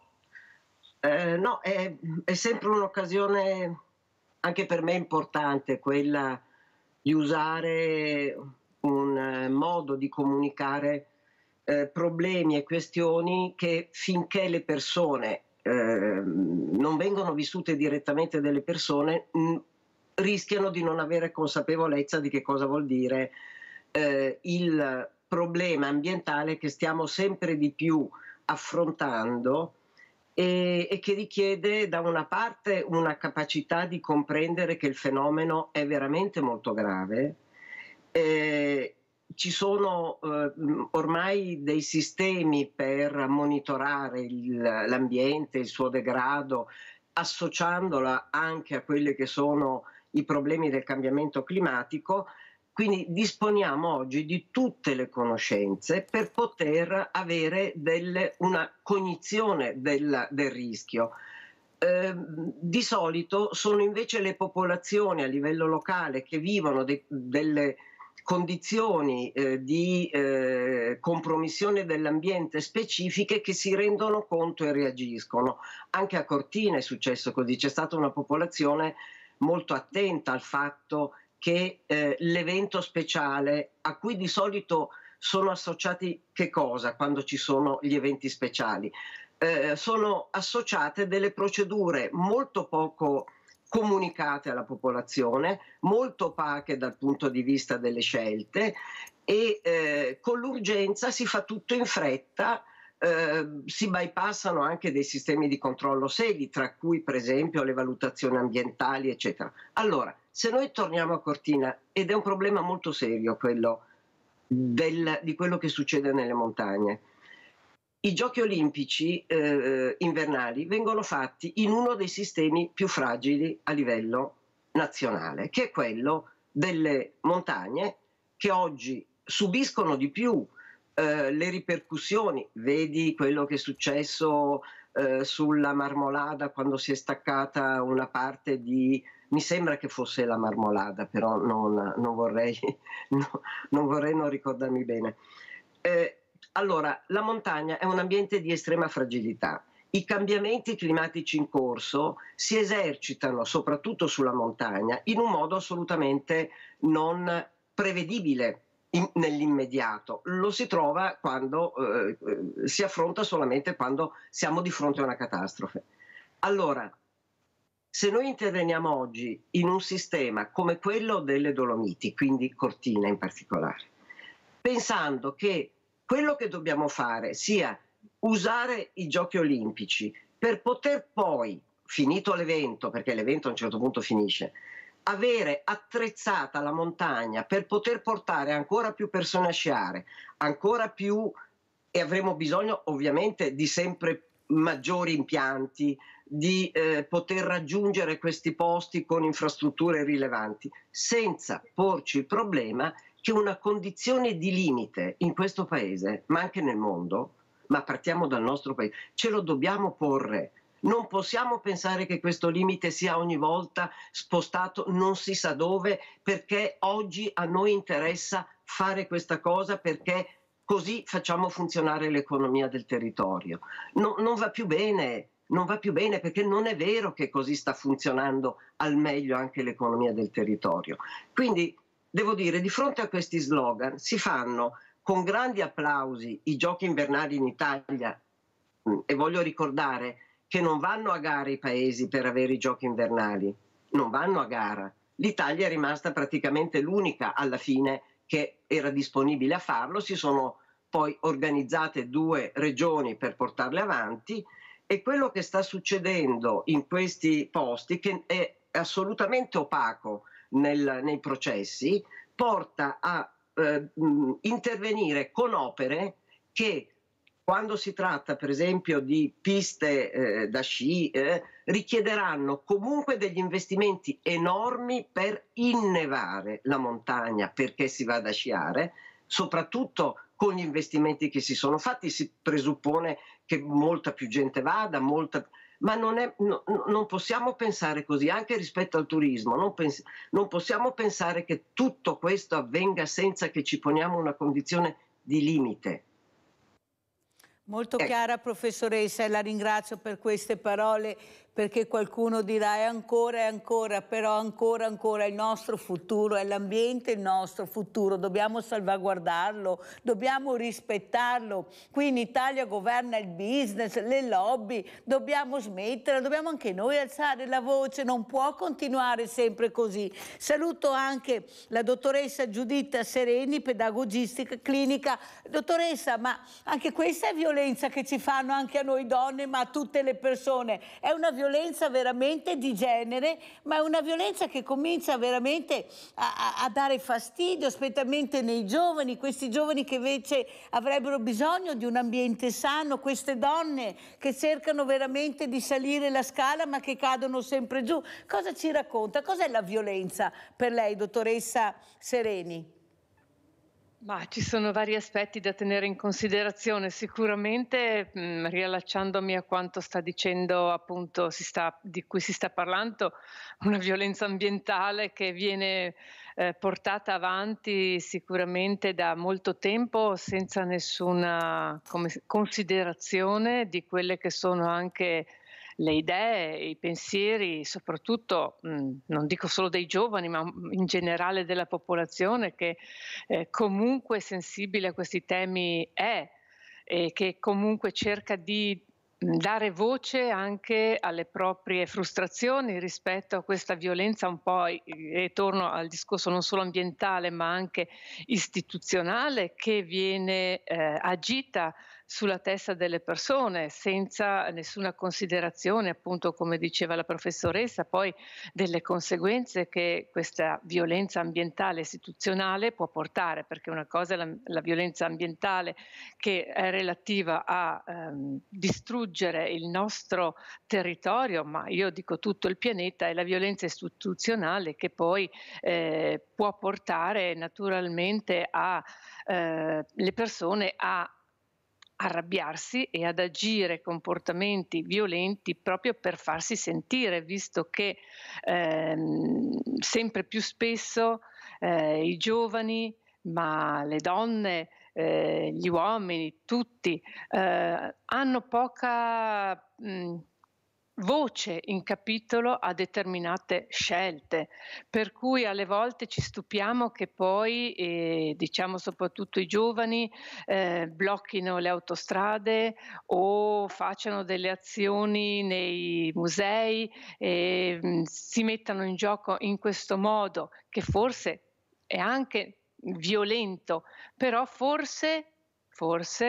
è l'unico modo che hanno per farsi vedere, per farsi ascoltare, ma non possiamo arrivare a questi livelli, perché comunque poi li mettiamo in una situazione non comoda, perché poi vengono indicati come quelli che sono i violenti, però non capiamo che alla base di queste situazioni che i giovani agiscono c'è una frustrazione rispetto al fatto di non essere ascoltati, di non essere presi in considerazione, ma non solo i giovani, io dico la popolazione in generale, di non vedere mai le proprie parole valorizzate.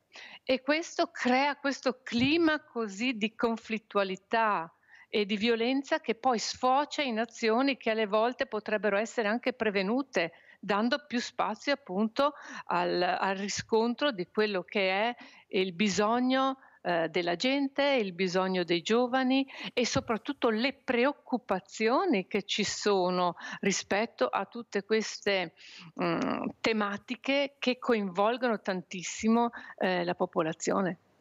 Grazie, molto chiara, e la ringrazio dottoressa Sereni per le parole che ha detto, tanto è vero che io ho avuto ospite una donna che fa parte di Ultima Generazione, Generazione Z, che ha parlato proprio di questi episodi sgradevoli per molti, ma che lei ha fatto capire, guardate che alla fine dobbiamo fare questo e ci paghiamo anche il danno che facciamo, lo paghiamo noi, ma cerchiamo veramente di far capire che ci siamo e che l'ambiente va rispettato, cosa dobbiamo fare, lo facciamo anche per voi, cercate di capire, sì, facciamo degli estremisti numero uno, però lo facciamo anche con materiali che non fanno poi male, paghiamo anche il danno, ci mettiamo la faccia, ma lo facciamo anche per voi, perché non c'è l'ascolto che dice lei, dottoressa, non vogliono ascoltare questi giovani che sono orientati nell'ambiente, che scendono nelle piazze nell'ambiente. Io non vedo diversamente i giovani, io vedo i giovani che stanno facendo questo e lo fanno per tutta la comunità, non solo per loro. È questo che veramente dobbiamo capire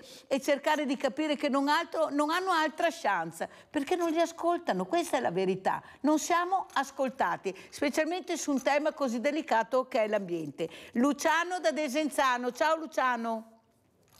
Ciao Mirella, buongiorno. Scusami se ti ho fatto aspettare, ma devo far parlare anche gli ospiti, grazie.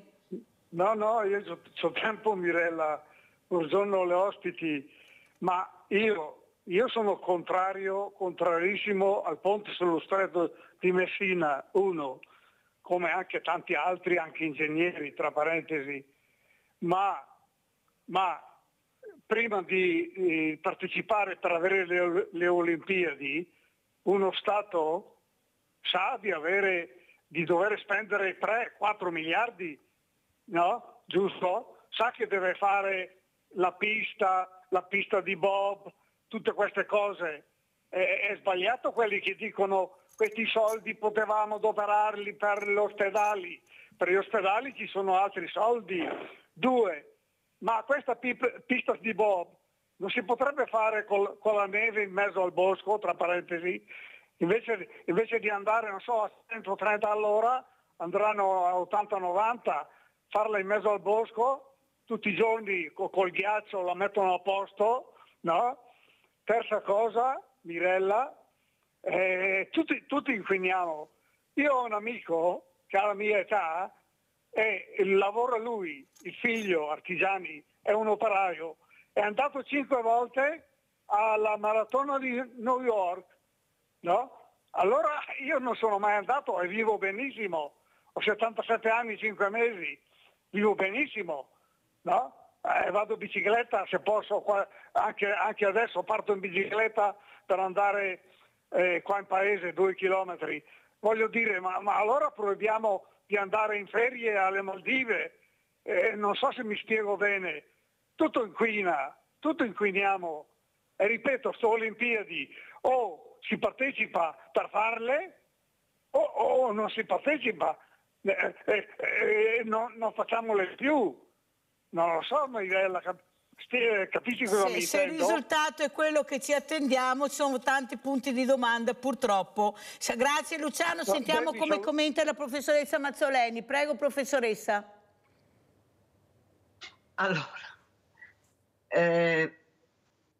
il problema che ha sollevato la persona che è intervenuta è un problema che purtroppo non si basa sulla conoscenza di quelle che sono le esperienze che abbiamo già fatto e che hanno portato a un investimento molto importante per la realizzazione di strutture per gli impianti dedicati agli eventi invernali, alle Olimpiadi invernali, e l'ultima delle quali è quella fatta in Piemonte.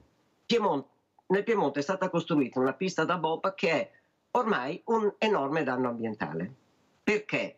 Perché il problema non è tanto di pensare che si possa costruire mettendo della neve o facendo una cosa di ghiaccio. Bisogna sapere che per fare le piste da bob così come sono richieste oggi ci vogliono delle strutture apposta. Nel momento in cui faccio quelle strutture devo anche sapere che quelle strutture richiedono una quantità di spesa per essere messe in operazione. L'ammoniaca che ci vuole, il sistema di raffreddamento, non sono cose naturali, sono assolutamente tutte cose artificiali. Allora, il problema è, quello sport giustifica il fatto che si crei una struttura apposta che serve per il momento delle Olimpiadi e poi sarà difficilissimo poterlo gestire e quindi finirà come è finito quello di Torino? Allora, il problema è che dobbiamo riuscire qualche volta a fare i bilanci dalle cose che sono già successe, perché se continuiamo ad andare avanti a pensare che siccome ci sono i Giochi Olimpici allora bisogna fare gli investimenti, si apre un altro capitolo però qui. Gli investimenti all'inizio rispetto ai Giochi invernali sembrava che dipendessero assolutamente dalle possibilità che già avevano in parte le regioni, in parte i soldi che sarebbero arrivati specificamente per l'evento e che lo Stato ci avrebbe messo molto poco. Poi non succede mai così.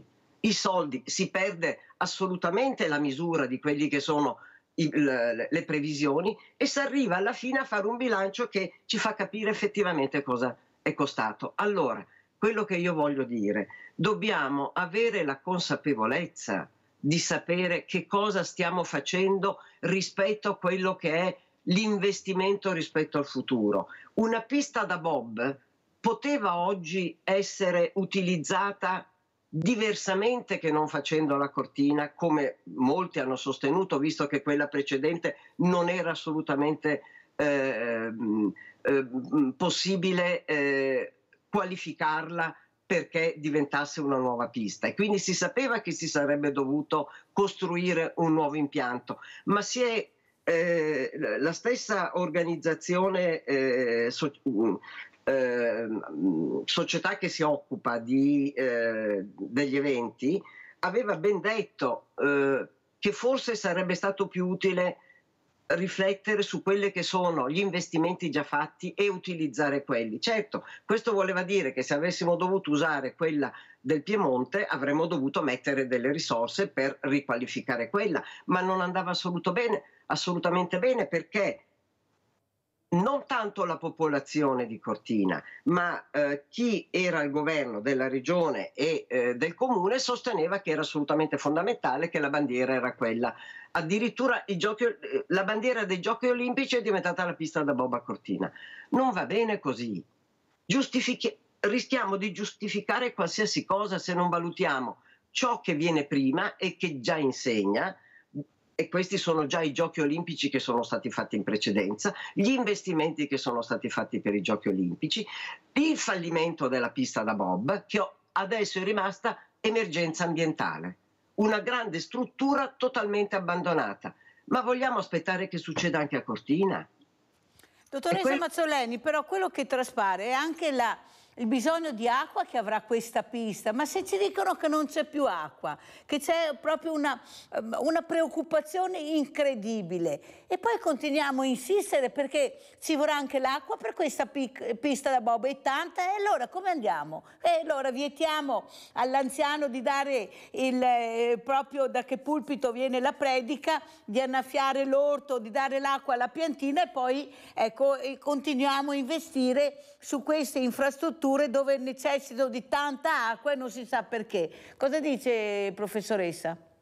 Allora, per quello che ci è stato detto dagli esperti, le piste da bob sono piste molto complesse, che hanno una struttura di raffreddamento che funziona tra l'altro con una quantità di ammoniaca impressionante, e che per essere messi in esercizio richiedono veramente delle spese ingenti.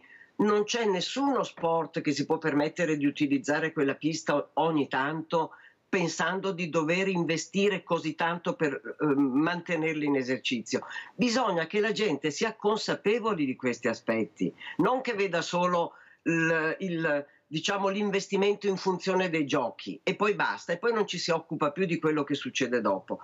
Il problema dell'innevamento è un altro problema molto serio e riguarda il fatto di pensare a come lo sci in generale possa essere gestibile in futuro, pensiamo solo alle nostre Alpi. Si stanno facendo dei bacini apposta per poter avere l'acqua sufficiente, bacini artificiali, per poter avere l'acqua sufficiente per innevare le piste, con costi che sicuramente saranno sempre maggiori, con uno sport che arriverà comunque sempre più a costare, ma soprattutto abbiamo una condizione di spreco che dobbiamo incominciare a pensarla come bilancio. Non possiamo continuare ad andare avanti a pensare che tutto deve essere possibile, che anche il turismo deve essere incentivato al massimo e che non ci poniamo le condizioni dei limiti che l'ambiente oggi dà. Dobbiamo incominciare a riflettere sulla condizione di limite e poi capire come ci si può adattare, anche con un turismo diverso, non necessariamente aumentando le piste da sci quando poi le devo innevare artificialmente. Dobbiamo incominciare ad assumere la consapevolezza che anche lo sviluppo del turismo può avere una condizione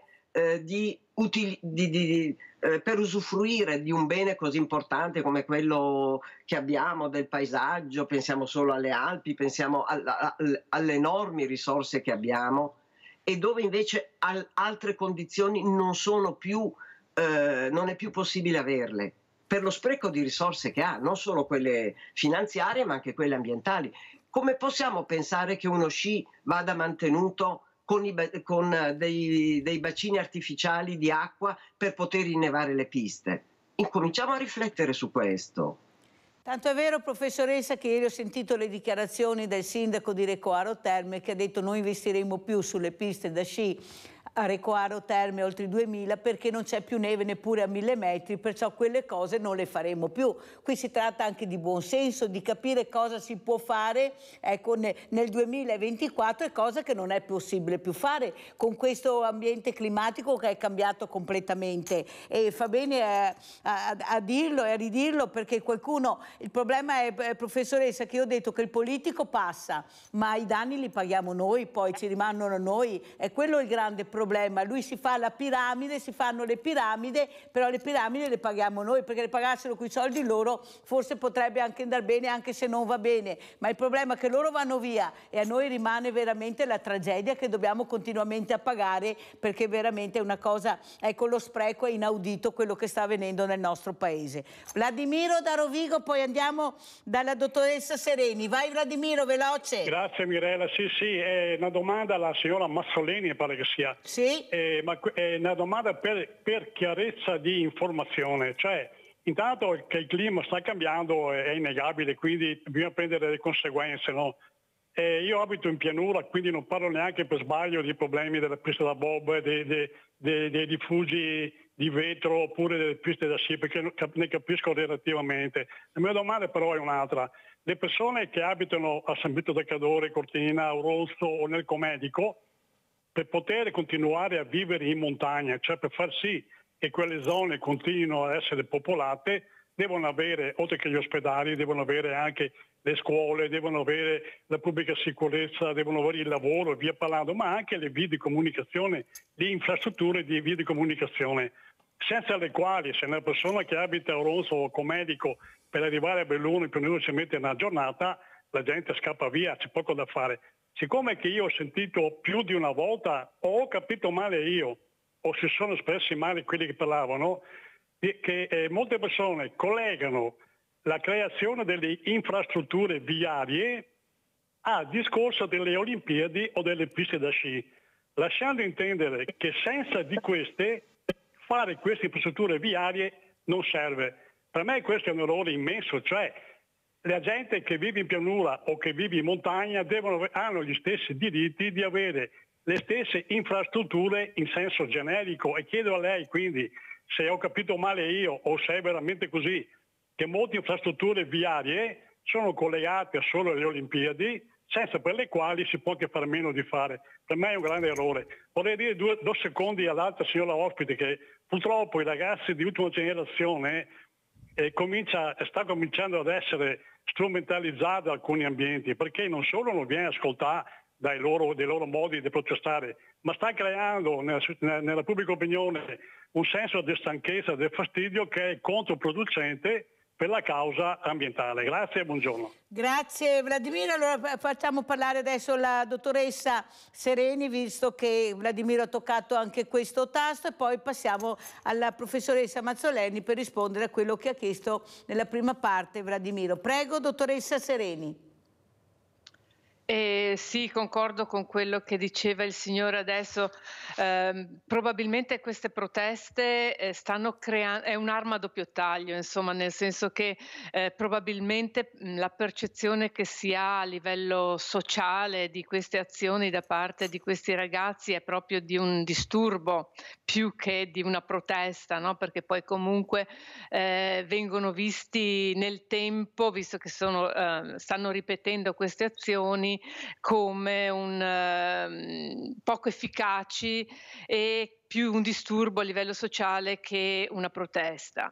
E questo veramente è la cosa che mi preoccupa, nel senso che probabilmente il fatto che non abbiano altri modi per poter far ascoltare la propria voce diventa come posso dire, un boomerang che torna indietro, per cui tutto il messaggio che vogliono lanciare di attenzione a quello che sta succedendo, di protestare contro anche opere che vengono proposte, che vogliono essere assolutamente portate avanti perché sembrano indispensabili, però la mia domanda è: veramente ne abbiamo bisogno?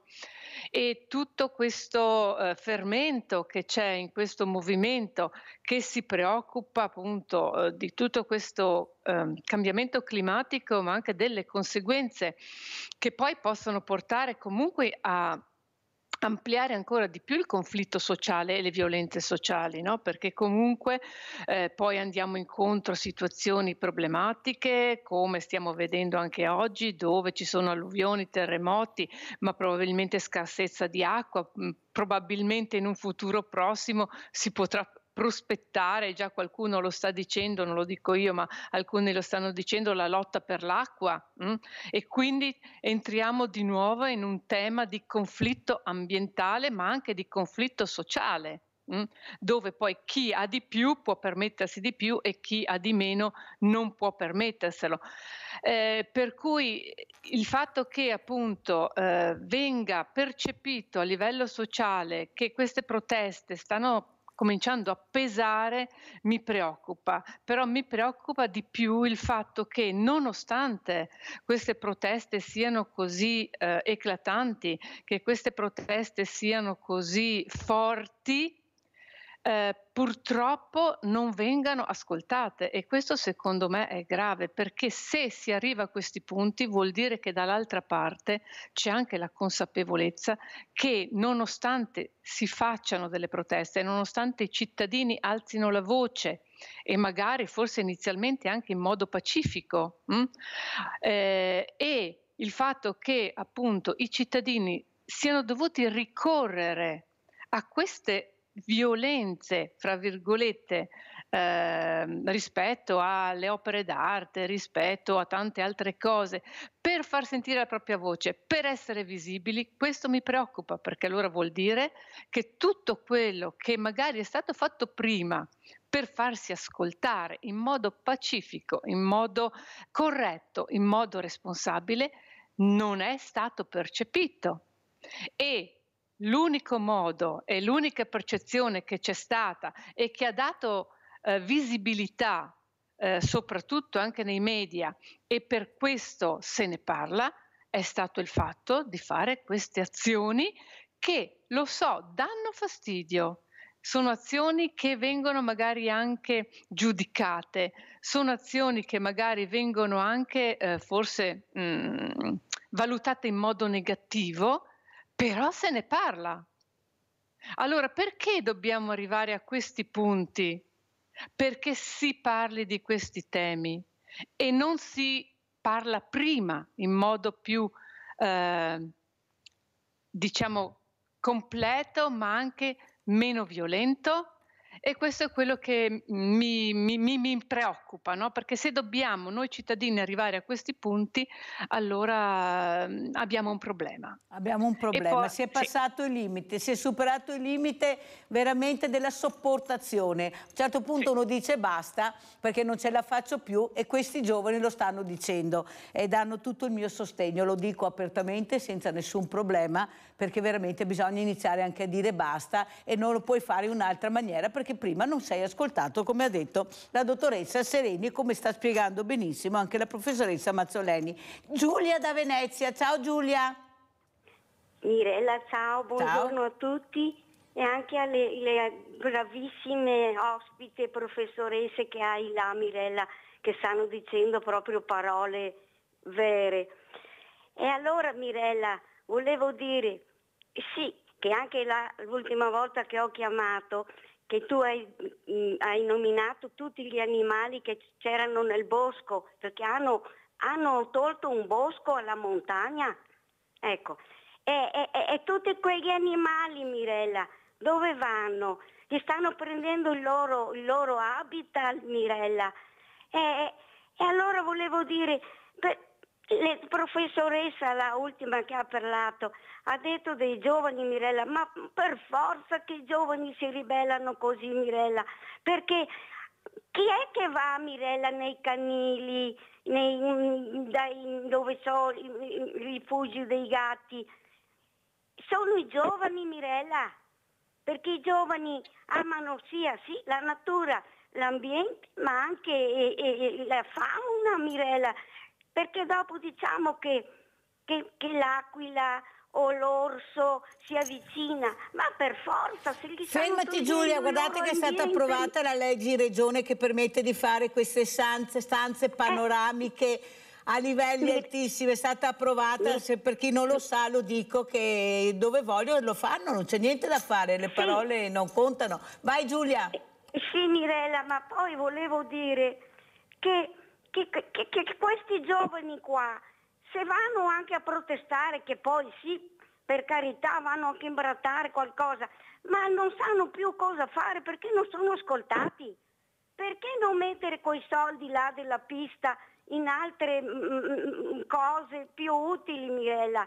Perché guarda che una pista da bob c'era già là a Cortina. Io ho avuto la fortuna di vederla perché sono stata a servizio da dei signori che quando andavano a fare la vacanza Cortina mi hanno portata. E voglio dire, perché adesso quello sperpero là che senti quanto bisogno di acqua e poi l'ammoniaca e poi distruggono tutto, Mirella. Allora io dico, l'ho già detto ancora, perché non fanno una denuncia quelli che protestano, che se succede qualcosa li mettiamo in carcere, Mirella? Perché è inutile che mettano dentro qualcuno che ha fatto poco o niente, questi qua stanno distruggendo tutto. Ma che titolo hanno per distruggere, Mirella? Perché quello che sta là nelle infrastrutture non mi sembra che abbia fatto degli studi come le professoresse che hai là, Mirella. Grazie allora, Giulia, Mirella... devo correre Giulia perché sennò non ce la faccio, sono quasi in chiusura. Allora professoressa Mazzoleni, più di qualcuno comincia a indignarsi. Io ho sempre detto che quando ci sono infrastrutture e tanti milioni da spendere dovrebbero fare dei referendum, tutti dovremmo partecipare perché Cortina e le Alpi non sono solo dei Cortina ma sono di tutti noi. Ecco, c'è un unico territorio che è l'Italia e dobbiamo essere tutti uniti su queste indecenze. Prego professoressa. Io volevo riprendere anche le considerazioni importanti della dottoressa Sereni, ma innanzitutto voglio rispondere all'intervento precedente. Sicuramente il territorio, soprattutto quello in parte più disagiato, e che magari è stato disagiato nel corso del tempo, parlo dell'accessibilità di alcune zone, per esempio di montagna, avrebbero potuto benissimo essere affrontate con una pianificazione, con una visione almeno di 20 anni, 30 anni, dei piani che sapessero definire a livello territoriale quali erano le priorità e quindi anche gli investimenti da fare, per esempio in infrastrutture. Anche rispetto a quello arriviamo sempre in ritardo, sempre a rimorchio di processi di trasformazione che non vengono per niente regolati. Per cui ci sarà sempre più bisogno di infrastrutture perché di fronte a un territorio la cui espansione avviene per dispersione insediativa, il Veneto è il primo in Italia per indice di frammentazione ambientale. Che cosa vuol dire? Che il modo in cui si è costruito e si è continuato a costruire, soprattutto dal 2000 in poi, e lo si vede benissimo dal confronto delle immagini satellitari, quindi è autoevidente quello che è successo. Che cosa richiede? Richiede investimenti in infrastrutture sempre maggiori, o per fare le o per fare diciamo il raddoppiamento di strade che ovviamente diventano sempre più cariche di traffico, quindi se facciamo un'autostrada poi dobbiamo raddoppiarla, basta vedere la situazione che si è creata solo tra diciamo verso Trieste, tra Mestre e Trieste, che cosa richiede oggi quell'importante asse infrastrutturale, quindi investimenti molto consistenti in infrastrutture. Non solo, ma nel territorio della dispersione è sempre maggiore la richiesta di infrastrutture. Cosa succede a Cortina? Non è che non fosse necessario, anzi lo sarebbe stato da tempo necessario mettere quei territori in una condizione di maggiore accessibilità. Che cosa si è aspettato? Si è aspettato di fare i Giochi Olimpici. Cioè andiamo avanti con la rincorsa agli eventi speciali che però mi portano ad investimenti altri rispetto a quelli necessari. Non riparlo della pista da bob che è veramente una scelta scellerata, ma investimenti che poi mi portano appunto a intervenire in una maniera assolutamente non sostenibile su quel territorio, facendo anche però investimenti infrastrutturali che erano quegli investimenti che avrei dovuto programmare nel tempo, avrei dovuto realizzare prima, non necessariamente aspettando gli eventi speciali per farlo. Continuiamo ad andare avanti senza visione, sperando solo di poter avere qualche risorsa per gli eventi speciali, ma non dall'esterno, perché poi le risorse per quegli eventi ci costano tantissimo. Non è vero che quelle sono condizioni che poi ci permettono di fare un bilancio in positivo. Spesso il bilancio è negativo, sicuramente ambientale, ma anche dal punto di vista delle risorse. E questi bilanci purtroppo non vengono mai fatti, perché una volta finito il grande evento, quei bilanci si perdono. Si sono solo spese grandi quantità di soldi pubblici, si è rovinato l'ambiente, ma i bilanci non si fanno. Vedi l'esperienza del Piemonte. Per rispondere invece Questo era Vladimiro. Ha risposto a Vladimiro, la ringrazio professoressa Mazzoleni, e anche a Giulia in parte, soprattutto questa indignazione. Abbiamo visto il trampolino come è ridotto, avete visto le infrastrutture che si sono fatte, avete visto come siamo messi, ecco, e soprattutto questa mancanza di ascolto delle istituzioni da parte di questi cittadini che pagano loro, di tasca loro, queste cose. Ricordate che sono soldi pubblici, ecco, che vanno nelle tasche di qualcuno, purtroppo non su quelle tasche che dovrebbero andare per migliorare la situazione che abbiamo. E qui mi ricollego alla dottoressa Sereni, questa preoccupazione che hanno tantissimi genitori, ma tantissimi addetti ai lavori, di questi suicidi dei giovani. Io ieri ho avuto Ivan Scremin, questo papà dove il figlio si è suicidato, che ha creato questa associazione, e c'è una preoccupazione enorme. Questi ragazzi diventano aggressivi, si suicidano, non sanno più cosa fare perché non c'è l'ascolto, non diamo loro degli spazi e delle risposte adeguate. Prego, dottoressa, veramente una situazione molto molto preoccupante. Prego. Sì, è una situazione preoccupante e direi che, faccio solo un piccolo inciso, non è solo una situazione che coinvolge i giovani, ma spesso coinvolge anche gli adulti, soprattutto quando parliamo di pensieri suicidari, ma anche di tentati suicidi, ma anche di suicidi in se stessi. Forse un po' la mancanza di trovare un senso alla vita, la sofferenza di vivere una situazione che continua a pesare sempre di più e rispetto alla quale in alcuni momenti non si vedono delle vie d'uscita. Tutte queste situazioni di cui abbiamo parlato anche oggi credo che coinvolgano moltissimo le persone. Non avere una prospettiva futura anche per quanto riguarda l'ambiente, sentirsi violentati a livello istituzionale, nel senso che le istituzioni che non si preoccupano del benessere del proprio cittadino, ma pensano solo, e questo lo dico a livello personale, al business, no? Perché poi di queste cose di cui abbiamo parlato oggi rientrano in un concetto di business, e il fatto che appunto anche le strutture, le infrastrutture non siano più garantite crea un clima veramente molto di disagio nelle persone, un clima in cui manca il potersi immaginare nel futuro, ma in un futuro diciamo bello. Attualmente probabilmente anche le nuove generazioni con le loro proteste ci fanno presente che il loro futuro è compromesso, ci fanno presente che loro dovranno poi subire le conseguenze delle azioni che noi intesi a livello sociale stiamo facendo adesso. E forse ci stanno dicendo che non gli stiamo costruendo un futuro. E proviamo a pensare un ragazzo giovane che deve immaginarsi da qui a un tot di anni e deve immaginarsi che il suo futuro probabilmente sarà molto faticoso, molto in salita, dove ci saranno forti pressioni, dove comunque tutta una serie di situazioni dovrà confrontarsi con tutta una serie di situazioni molto pesanti, crea nella persona uno stato di ansia e di preoccupazione che è molto doloroso per alcune persone e gli fa dire: ma chi me lo fa fare?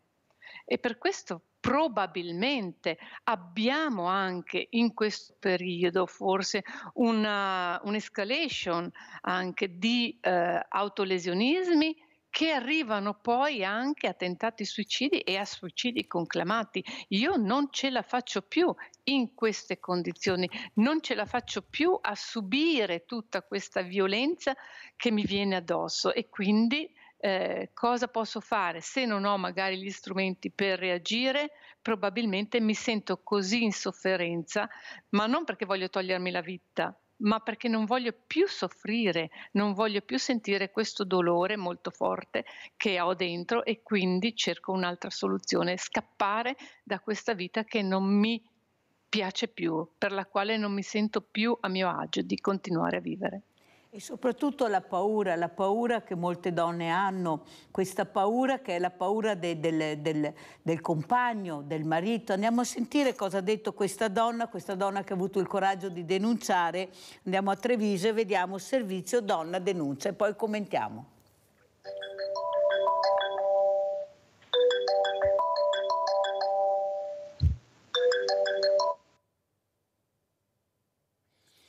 Però il problema è che qualcuno non sta ascoltando veramente i bisogni che abbiamo tutti noi, perché parliamo di persone dai diversamente giovani, ai bambini, questi bambini che veramente stanno crescendo, non tutti, perché ci sono anche delle brave famiglie, ma con dei genitori che non riescono a capire l'importanza di fare i genitori, di dare delle regole, di dare i buoni esempi. È inutile che a scuola cerchino di dare i buoni esempi, di far capire l'importanza se poi questo bambino va a casa e trova di tutto e di più. Andiamo a sentire questa denuncia di questa donna. In casa dopo ti ci chiudi, anche se sei in casa, non mi fido più a lasciare la porta senza il chiavistello chiuso, diciamo. E neanche quando si esce dal cancello sono mesi da quando sposto la denuncia che io mi guardo sempre attorno. Dov'è lo Stato che mi protegge? Per quanto tempo dovrò continuare a barricarmi in casa e guardarmi le spalle? E soprattutto cosa devo aspettarmi? Sono le ultime disperate domande nella lettera di una donna della provincia di Treviso, piombata da un anno nell'incubo della paura per colpa di un uomo che è tuttora a piede libero. La chiameremo Sara, vuole mantenere l'anonimato, ma non vuole più tacere e nella lettera racconta l'odissea.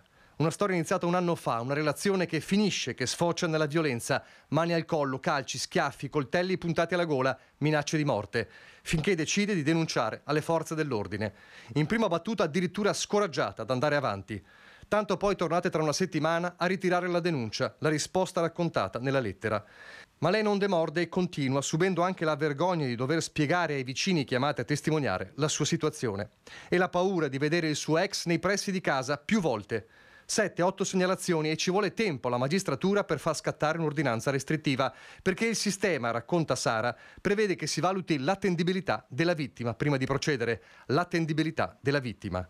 L'accelerazione sia dopo la tragedia di Giulia Cecchettin, indagini e ordinanza, ma ora si attende l'udienza preliminare e lui è ancora a piede libero. Domenica scorsa l'ex ha violato la restrizione e si è avvicinato a casa sua, parte una quarta denuncia e Sara intanto vive ancora nel terrore e lancia un appello. La magistratura che si accelerino i tempi, che si alzi di nuovo la soglia dell'attenzione come era successo poco dopo il caso di Giulia Cecchettin, perché le donne continuano a morire, non si può mai sapere cosa succede, si vive un senso di insicurezza. Trovo che purtroppo il codice rosso, che è la famosa legge del 2019, sia ancora in parte inapplicabile.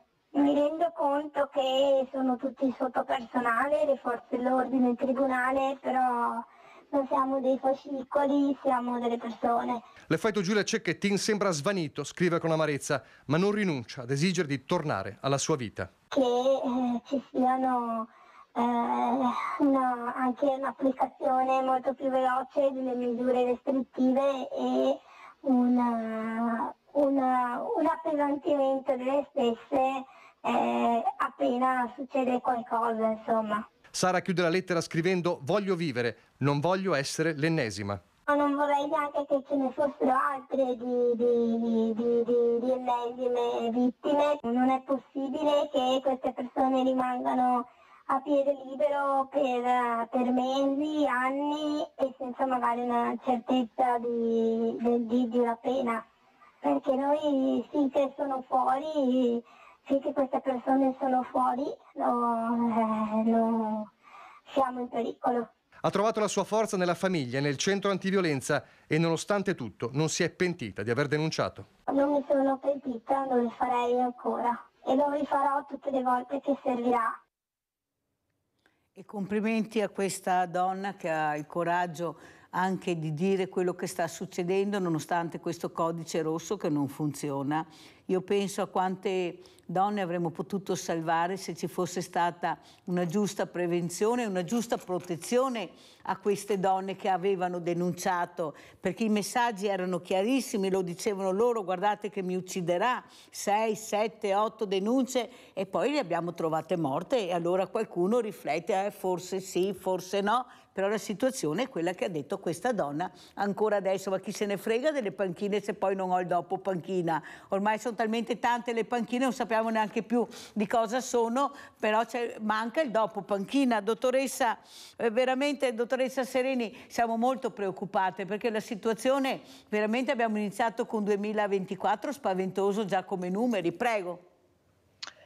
Sì, in effetti l'escalation è molto forte. In questo caso noi parliamo di situazioni che sono già scoppiate, cioè nel senso che sono già molto avanti e quindi anche gli interventi forse alle volte sono un po' spuntati, nel senso che nonostante si faccia tantissimo per le donne che hanno subito situazioni di violenza o che stanno subendo molestie, stalking e così via, forse ancora c'è un tratto di strada da fare, no? E quindi ancora c'è molto da fare per aiutare proprio queste donne che sono già in una situazione di violenza, quindi tempi minori, più ascolto, formazione delle forze dell'ordine, la sicurezza anche di una legge che venga applicata, la sicurezza delle persone e questa è la parte, diciamo, in cui si interviene su un fatto già che è stato portato all'attenzione. L'altra cosa che a me preme tanto è proprio la prevenzione e io mi accorgo che purtroppo manca questo aspetto, manca soprattutto di parlare di relazioni, ma non dico alle scuole superiori, non dico alle medie, io sto parlando già di elementari, se non anche dell'asilo. Che cosa significa stare in relazione con l'altro, cosa significa rispettare l'altro, cosa significa rispettarsi a vicenda, che cosa significa comunicare, cosa significa anche sessualità e affettività, perché poi è questo che alla fin fine manca il fatto che si possa parlare con i ragazzi, soprattutto nell'ambito della prevenzione, di questi aspetti così importanti della relazione. E come giustamente qualcuno diceva prima, purtroppo alle volte la relazione viso a viso è quella che aiuta.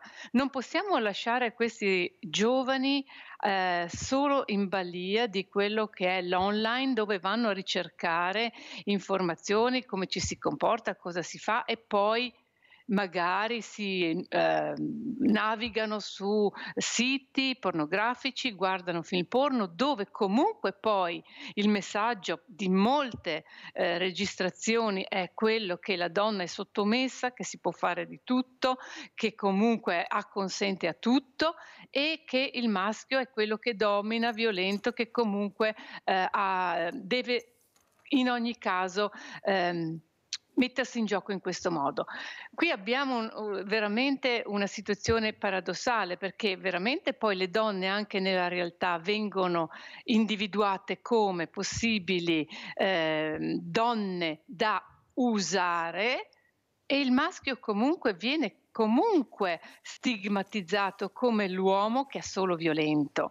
Per cui è importante sia la prevenzione, quindi arrivare prima e parlare di queste cose con i ragazzi, con i giovani, con le famiglie soprattutto, perché anche le famiglie sono quelle che possono divulgare questo messaggio ai loro figli e quindi sensibilizzare anche gli adulti in questo senso, e dall'altra parte quello che è tutto l'intervenzione e quindi di continuare a implementare azioni che possono andare a dare più sostegno, aiuto e sicurezza alle donne che già sono in una situazione di violenza. Dottoressa Sereni, io la ringrazio delle parole che sta dicendo, però io ho avuto anche una sessuologa che ha detto a scuola non si insegna più, ecco, e questo è veramente drammatico, sentendo dire questo ragazzo che gioca col corpo di questa donna diventa un giocattolo, non diventa una cosa da approfondire, da amare, da rispettare, perché funziona così, diventano giocattoli, ecco, noi siamo dei giocattoli per questi ragazzini, perché non conoscono, non sanno, ma non possiamo dare tutta la colpa a loro se non andiamo veramente all'anello, il primo anello, che questa è l'educazione. L'educazione sessuale è fondamentale, è rispetto, eppure è inutile che parliamo, no? Parlarne è già prevenzione, ma se qualcuno non ascolta. Io mi ritrovo questa sessuologa che dice: ma vi sembra che a scuola insegnino questo, il rispetto anche del corpo, ecco, l'atto d'amore, non si fa. E allora questi ragazzi che poi sono anche annoiati a scuola, perché è una scuola che non gli intriga più, loro vorrebbero altre cose, sì la didattica, ma anche qualcos'altro. Speriamo bene, dottoressa Sereni, la ringrazio di essere stata con noi, buon lavoro, lei è sulle montagne perché siamo collegati con Bolzano e speriamo che qualcuno capisca veramente il rispetto anche per la natura che questi giovani gridano a gran voce. Grazie dottoressa Sereni. Professoressa Mazzoleni, grazie. Come ci saluta, professoressa?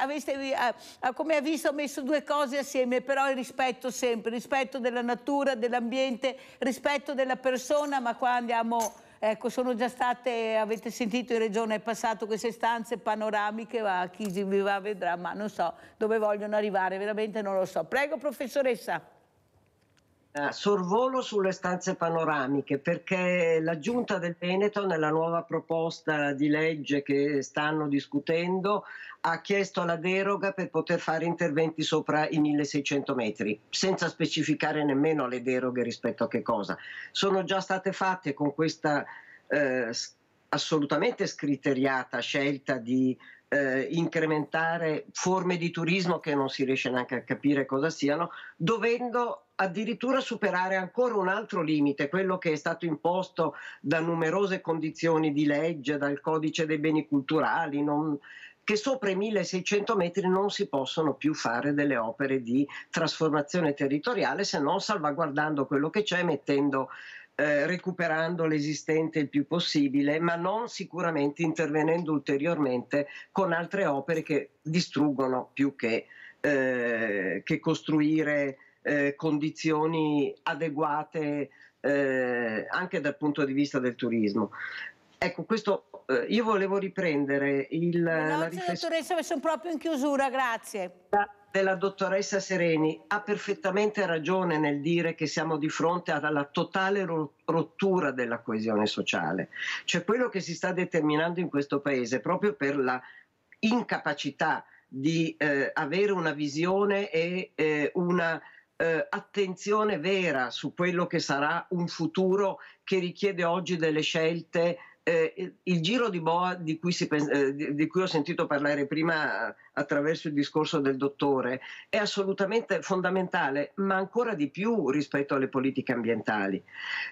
Noi non solo stiamo creando un conflitto enorme intergenerazionale, perché stiamo distruggendo il futuro delle nuove generazioni, ma dobbiamo renderci conto che stiamo avendo una enorme emorragia di giovani dal nostro paese, che è un'altra delle conseguenze di quello che si sta definendo come politiche nel nostro paese rispetto alle generazioni future. Le regioni che stanno perdendo più giovani verso il nord Europa, o in ogni caso il centro-nord Europa, sono le due regioni più sviluppate d'Italia, la Lombardia e il Veneto. Quelli che stanno perdendo più giovani, tra l'altro quelli anche più preparati, che abbandonano il nostro paese. Il nostro paese è destinato a diventare sempre più anziano come popolazione, invecchiamento della popolazione sempre maggiore, con un ricambio che non si riesce a capire come può essere. Dottoressa, devo chiudere perché ho forato, mi dispiace tantissimo, ma grazie di queste parole, il messaggio che stiamo dando in questi giorni addirittura di guerra nucleare, di un'altra guerra mondiale. Pensate che messaggi stanno arrivando a questi giovani? Io penso che peggio di così, ma proprio peggio di così non si possa fare. Ecco, la mente umana veramente di certe persone che sono veramente su all'apice di quello che dovrebbe essere il buon esempio, il buon senso, proprio non ci siamo, e io spero che questi giovani abbiano un futuro, ma un futuro sereno. Io non so più cosa veramente dire. Grazie alla professoressa Chiara Mazzoleni e alla dottoressa Giuditta Sereni. Grazie, pubblicità. Grazie.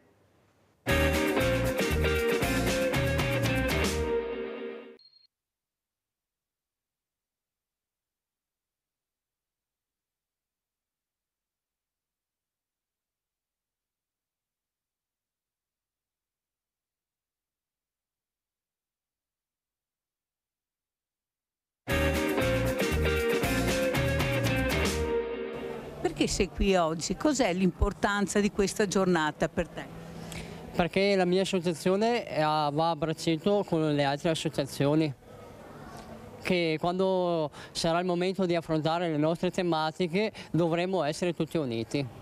Sì, perché le nostre produzioni diciamo che sono un po' in crisi per queste storie che ci sono un po' in giro per quanto che riguardano i costi di produzione e tante altre cose a livello nazionale e anche europeo. Allora a questo punto volevamo vedere se è possibile fare qualcosa con queste associazioni tutti uniti, agricoltori italiani uniti. Avete capito l'importanza veramente di essere uniti. Sono temi scottanti, delicati per tutti, ma soprattutto l'importanza è fare squadra, fare numero. Basta con i campanili, dobbiamo essere uniti perché i temi riguardano tutta la popolazione e sono temi veramente delicati. Ed è con noi questa mattina Egidio Bergamo. Grazie Egidio di essere qui, veramente grazie, ma saluto anche Davide Pasquetto, sono tutti e due agricoltori, Egidio Bergamo allevatore addirittura anche per conto terzi, che ci racconteranno ecco cosa sta succedendo, come vedono la situazione, tanta protesta, il governo ha fatto anche marcia indietro, però anche voi divisi, uno da una parte, uno dall'altra, le associazioni di categoria viste così e così. Prego Egidio. La situazione non è mai stata nera come adesso, infatti stiamo cercando di fare un'altra tipo associazione e domani sera avremo un incontro col coordinamento Veneto, vediamo come andrà, non lo so, c'è tanta preoccupazione. Comunque. Egidio, cosa è successo che vi ha fatto capire che non si poteva più tacere, bisognava veramente iniziare a protestare ma in maniera forte? Perché l'agricoltura è veramente il bene della comunità, se voi chiudete cosa facciamo, cosa mangiamo? Perché veramente non ci rendiamo neanche conto del lavoro immane che fate e soprattutto il lavoro prezioso, prego. Sì, e ti dico che abbiamo sottolineato dei punti in comune dall'Italia a nord all'Italia a sud, tipo costo di produzione e concorrenza sleale, tavolo tecnico, abbiamo bisogno di un tavolo tecnico, obbligo di utilizzo delle materie prime italiane, etichettatura del prodotto, semplificazione e burocrazia, rinnovamento totale dei PSR, PAC e quant'altro, accise del gasolio, calamità naturali, moratoria dei debiti fiscali e bancari. Questi sono alcuni punti, ma punti cruciali. Egidio, avresti mai immaginato di arrivare a un 2024 in queste condizioni, dove questo lavoro, proprio che è il primo anello della catena, della filiera, quello che dovrebbe essere premiato, valorizzato e pagato nella giusta maniera, fosse in queste condizioni? Assolutamente no. E ti dirò la mia situazione, che ogni anno sono cresciuto come azienda, quindi come numero di capi elevati piuttosto che anche a ettari, eppure ogni anno, non si sa il perché, o ogni rinnovamento della PAC, alla fine io lavoro sempre di più, spinto, da questa Europa piuttosto che alla fine porto a casa sempre meno soldi, non ce la facciamo a tirare avanti, a campare, insomma, in sostanza, in poche parole.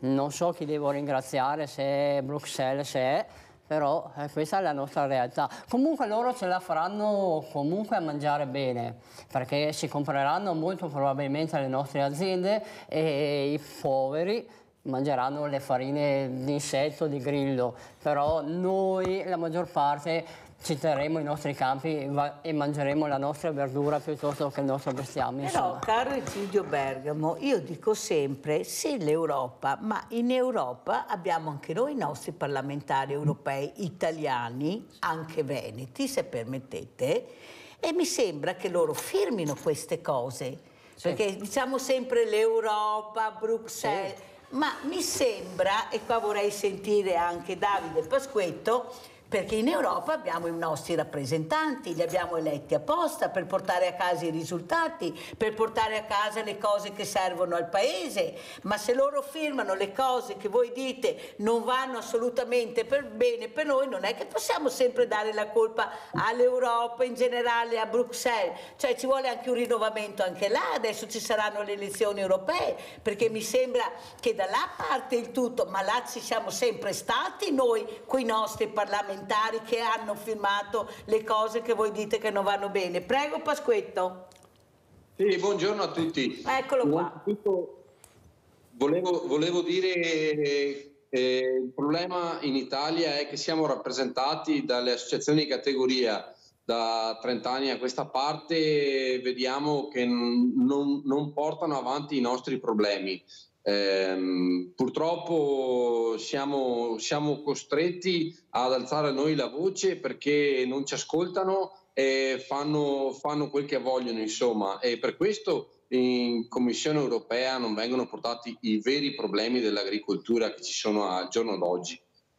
Flavio Meneghetti, anche lui era presente, è venuto anche a Sant'Artemio, ecco, forse dobbiamo capire che dobbiamo fare più squadra tra di noi ragazzi, inutile che ce la giriamo, loro sanno benissimo che qua specialmente nel nostro territorio abbiamo i campanili, quelli più bassi, quelli medi e quelli alti, e dividi e ti impera, questa è la frase, prego. No, niente, anche per queste storie di queste produzioni in agricoltura che attualmente le aziende agricole devono seminare e non sanno cosa seminare, perché i prodotti agricoli, i cereali, sono scesi, specie il grano, in una maniera eclatante, perché da un prezzo di 33-35 euro del nostro grano tenero siamo arrivati a 15-16 euro. Quindi un agricoltore adesso non sa se seminare ancora il grano oppure seminare il mais, che anche quello ha perso moltissimo. La soia 2 anni fa la pagavano circa 63-65 euro, è arrivata, adesso ne vale neanche 35. Uno non può fare una spesa con la speranza che quando è ora di raccogliere il prodotto valga qualcosa. No, vuol dire rimetterci di tasca già in partenza. A questo punto i contadini, gli agricoltori non sanno più come fare e cosa fare. E questa è una verità e da qua non si scappa, però la mia domanda è anche questa, Flavio. Ma le quote latte non hanno insegnato niente? Noi abbiamo vissuto un periodo veramente che non si riusciva più a capire cosa era successo nel nostro paese. Ecco, avevamo questi allevamenti meravigliosi che veramente sono spariti, quasi tutti, perché non ce l'hanno fatta a rimanere in piedi. Ma adesso cosa dovete inventarvi? Allora allevamento no, agricoltura no, ma di cosa? Cioè qual è l'obiettivo? Dove voglio andare a parare? Perché è questo che non riesco a capire. Io capisco tanto di cappello per il prosecco, per il vino, ma non è che possiamo vivere e mangiare anche le foglie, cioè mangiamo, beviamo vino e mangiamo le foglie di queste viti anche bellissime, meravigliose, per carità. Ma c'è qualcos'altro da prendere in considerazione, c'è qualcos'altro da supportare, che sono gli agricoltori e allevatori, perché ce ne sono anche di seri, perché poi qua si fa di tutto un'erba, un fascio, e dai quei pesticidi, e dai, e dopo invece sentiamo qual è la realtà, prodotto locale che non è valorizzato, questa è la verità, è che non è etichettato. Esattamente. Prego Egidio.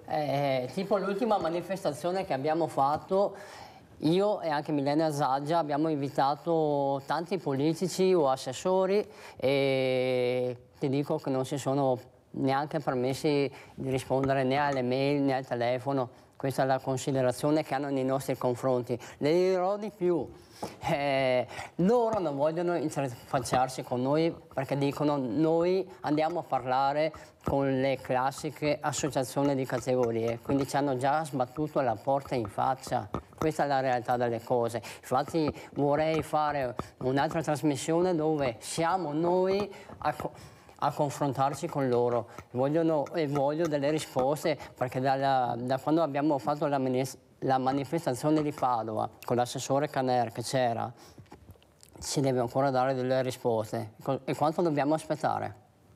Allora, Pasquetto, le associazioni di categoria io le ho avute anche ospiti, ho avuto la Caldiretti, ho avuto Canale, ho avuto anche altri ospiti, però c'è questa divisione, ma io l'ho sempre detta, guardate, io mi occupavo di commercio e quando ero l'unica, ero anche molto giovane e alzavo la mano e dicevo guardate che non va bene così, qui state facendo gli interessi di quelli veramente che non daranno il futuro.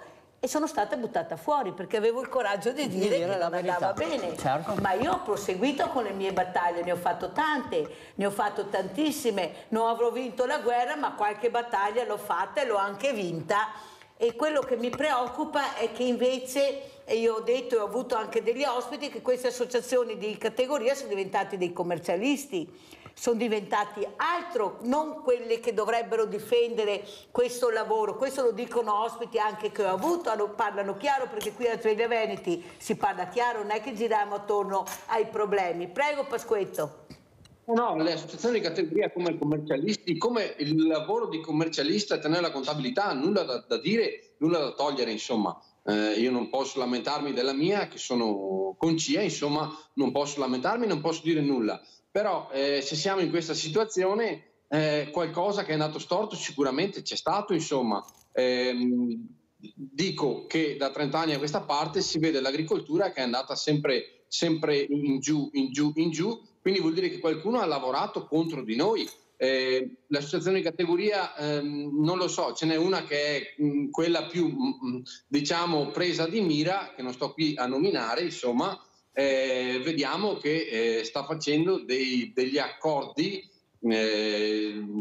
con multinazionali a discapito delle aziende agricole italiane, insomma, cioè è una concorrenza contro gli agricoltori italiani che sta facendo. Quindi parla chiaro da sé tutto il discorso. Noi ci siamo mobilitati dai primi di gennaio, insomma, quando loro ancora dicevano che cosa hanno da lamentarsi gli agricoltori che va tutto bene? Dicevano va tutto bene, ok, noi ci siamo mossi e dopodiché anche loro hanno detto ma allora è meglio che partiamo anche noi e ci sono venuti a ruota, facendo di copia e incolla dei nostri punti e di tutti i problemi che abbiamo. Allora vuol dire che le cose non andavano bene come dicevano. È tutto qua, cioè bisogna che anche loro dalla loro parte prendano atto che l'agricoltura italiana è in forte sofferenza. Ma non solo europea, perché abbiamo visto le manifestazioni che riguardano tutta l'Europa, vuol dire che avevate visto giusto, che il tema riguarda un po' tutti, che qualcuno non ha preso le decisioni giuste e sta portando avanti quello che è il lavoro dell'agricoltore e dell'allevatore. E questo è il grande dramma, che non riescono a capire l'importanza di queste figure. Abbiamo nominato Milena Zoggia, eccola qua. Milena, eccoci, prego. Buongiorno Mirella. Allora, io mi rifaccio un po' perché visto che Sveglia Veneti ormai è un po' di tempo che la seguo. Grazie. Tu Mirella hai detto due cose molto importanti anche nella precedente, del precedente problema. Rispetto. In Italia rispetto non c'è più e i sindacati che sono nati per difendere quelli che erano i lavoratori e le categorie, oggi, come hai detto bene te, sono diventate delle associazioni, non virgoletto niente, ma veramente business, loro fanno business. Allora, al di là del fatto che noi in Europa abbiamo effettivamente dei rappresentanti che ci dovrebbero difendere l'agricoltura italiana, Con la politica agricola comune, la PAC, hanno tolto la possibilità all'agricoltore italiano di poter emergere con le proprie capacità e poter difendere il proprio lavoro e poter diffondere quello che sono i prodotti del Made in Italy. Allora, la politica agraria comune, la PAC, che io sento sempre etichettare l'agricoltore come quello più sovvenzionato, quello che prende più contributi, ma a noi non ce ne frega niente di avere dei contributi che poi ci schiacciano, perché questi contributi che praticamente ci uniscono al resto dell'Europa vengono stanziati proprio perché poi con una politica europea dicono che cosa dobbiamo fare, quello che non dobbiamo fare, quello che dobbiamo seminare e decidono anche il costo finale del nostro prodotto, senza tenere conto i costi di produzione che noi abbiamo e dobbiamo pagare. Non considerano quelli che sono per esempio la nostra manodopera e oltretutto poi permettono di importare dei prodotti non dall'Europa ma da altri extra, cioè, dove vanno ad abbassare il nostro prodotto, il nostro prezzo, e noi non ce la facciamo più perché abbiamo dei costi fissi che stanno aumentando, non stanno diminuendo. A me viene da ridere quando sento che l'agricoltura hanno stanziato 30 miliardi di euro. Per fare cosa? Per fare cosa? Perché devono sistemare questo, devono sistemare quell'altro. Cioè alla fine ci hanno impoverito togliendoci la capacità e la possibilità di vendere il nostro prodotto per poi sottometterci.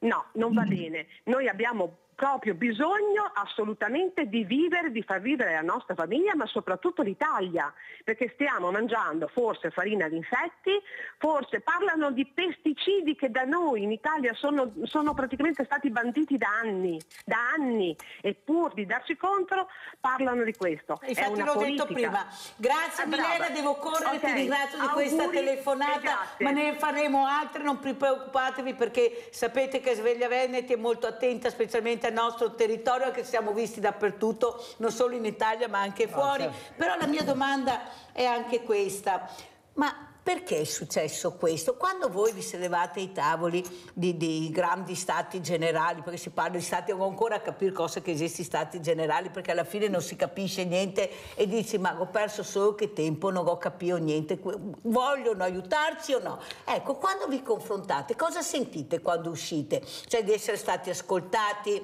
che qualcuno sta portando avanti i vostri problemi, le vostre istanze, le vostre richieste, oppure avete la percezione che sentono ma non ascoltano? Prego. Secondo me ascoltano, però ci prendono in giro, perché a questo punto quando uno vede un problema di solito cerca di risolvere il problema, non si aspetta che se la nave sta affondando non si aspetta che sia sotto tutta per cominciare a dare l'allarme che la gente si salvi. A questo punto loro hanno aspettato fino all'ultimo minuto, all'ultimo secondo, poi qualcuno si è mosso, qualcuno fa così, qualcuno fa colà, ognuno ha detto il suo programma che vogliono fare, però non ha fatto niente nessuno. Nessuno si è mosso a fare niente, di niente, di niente. C'è la famosa pacca sulla spalla che mi dà un fastidio, ma un fastidio sta pacca sulla spalla. Prego Adesso Egidio. è di moda perché ci sono le europee, quindi loro hanno bisogno di questo, adesso ragazzi. ci siamo. Con me. Fate la lista che noi faremo tutto. Presentateci la lista. E sta fuori al bar, non qua. Allora Pasquetto, come commenta? Prego. Abbiamo sentito anche questa donna battagliera, avete delle donne anche toste, eh? Prego Pasquetto. Sì. Vorrei passare la parola a un mio collega qui, Giordano Nallin, che ha un trascorso in varie storie. Sentiamo Grazie. Giordano, prego. Ecco, io vorrei dire che ci si è perso il senso della realtà. Cioè, volano tutti troppo alto. La realtà dell'agricoltura è questa, è quella che si vive. Non si può ragionare, diamo questo, palliativi. L'agricoltura non ha bisogno di palliativi, ha bisogno di indirizzi, di sapere dove si va. Dobbiamo essere capiti, perché tutti parlano di noi, ma non sanno neanche di cosa parlano. L'agricoltura non è più conosciuta, noi abbiamo prodotti che sono eccezionali, non vengono riconosciuti, ci fanno arrivare prodotti dall'estero che non sono più controllati o li controllano in maniera palliativa. Non è possibile continuare in questa maniera. Chi vuole intervenire adesso? Prego, Egidio. Vorrei dirti una cosa, se uno guarda le borse del mercato vedono che i prezzi vanno sempre giù. Che cos'è che non va bene? Che i nostri costi di produzione ogni anno sono aumentati, è perché quello che noi abbiamo protestato nelle piazze, perché così non possiamo andare avanti. Esatto. Poi volevo sottolineare altri punti. C'hanno i PNRR, sì è vero che ci sono, però se te vai a comprare un trattore senza questi contributi, chiamali incentivi, chiamali come vuoi, il trattore che prima costava 100.000 euro, adesso se lo compri senza, ripeto, contributo ti costa 130.000 euro. Ma questo non lo vogliono dire, no? Sono arrivati dei fondi. Voglio dire un'altra cosa, i Classic Farm hanno introdotto, per chi ha le vacche da latte, una soglia che non riuscivano neanche loro a stabilire dov'è la mediana. Adesso l'hanno appena introdotta, mi sembra 2 settimane fa.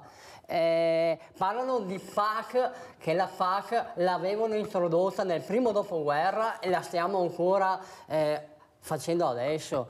I veri problemi che abbiamo noi nelle montagne, quindi i problemi lupi, orsi, giù nella campagna hanno le nutrie, quelli sono ancora problemi.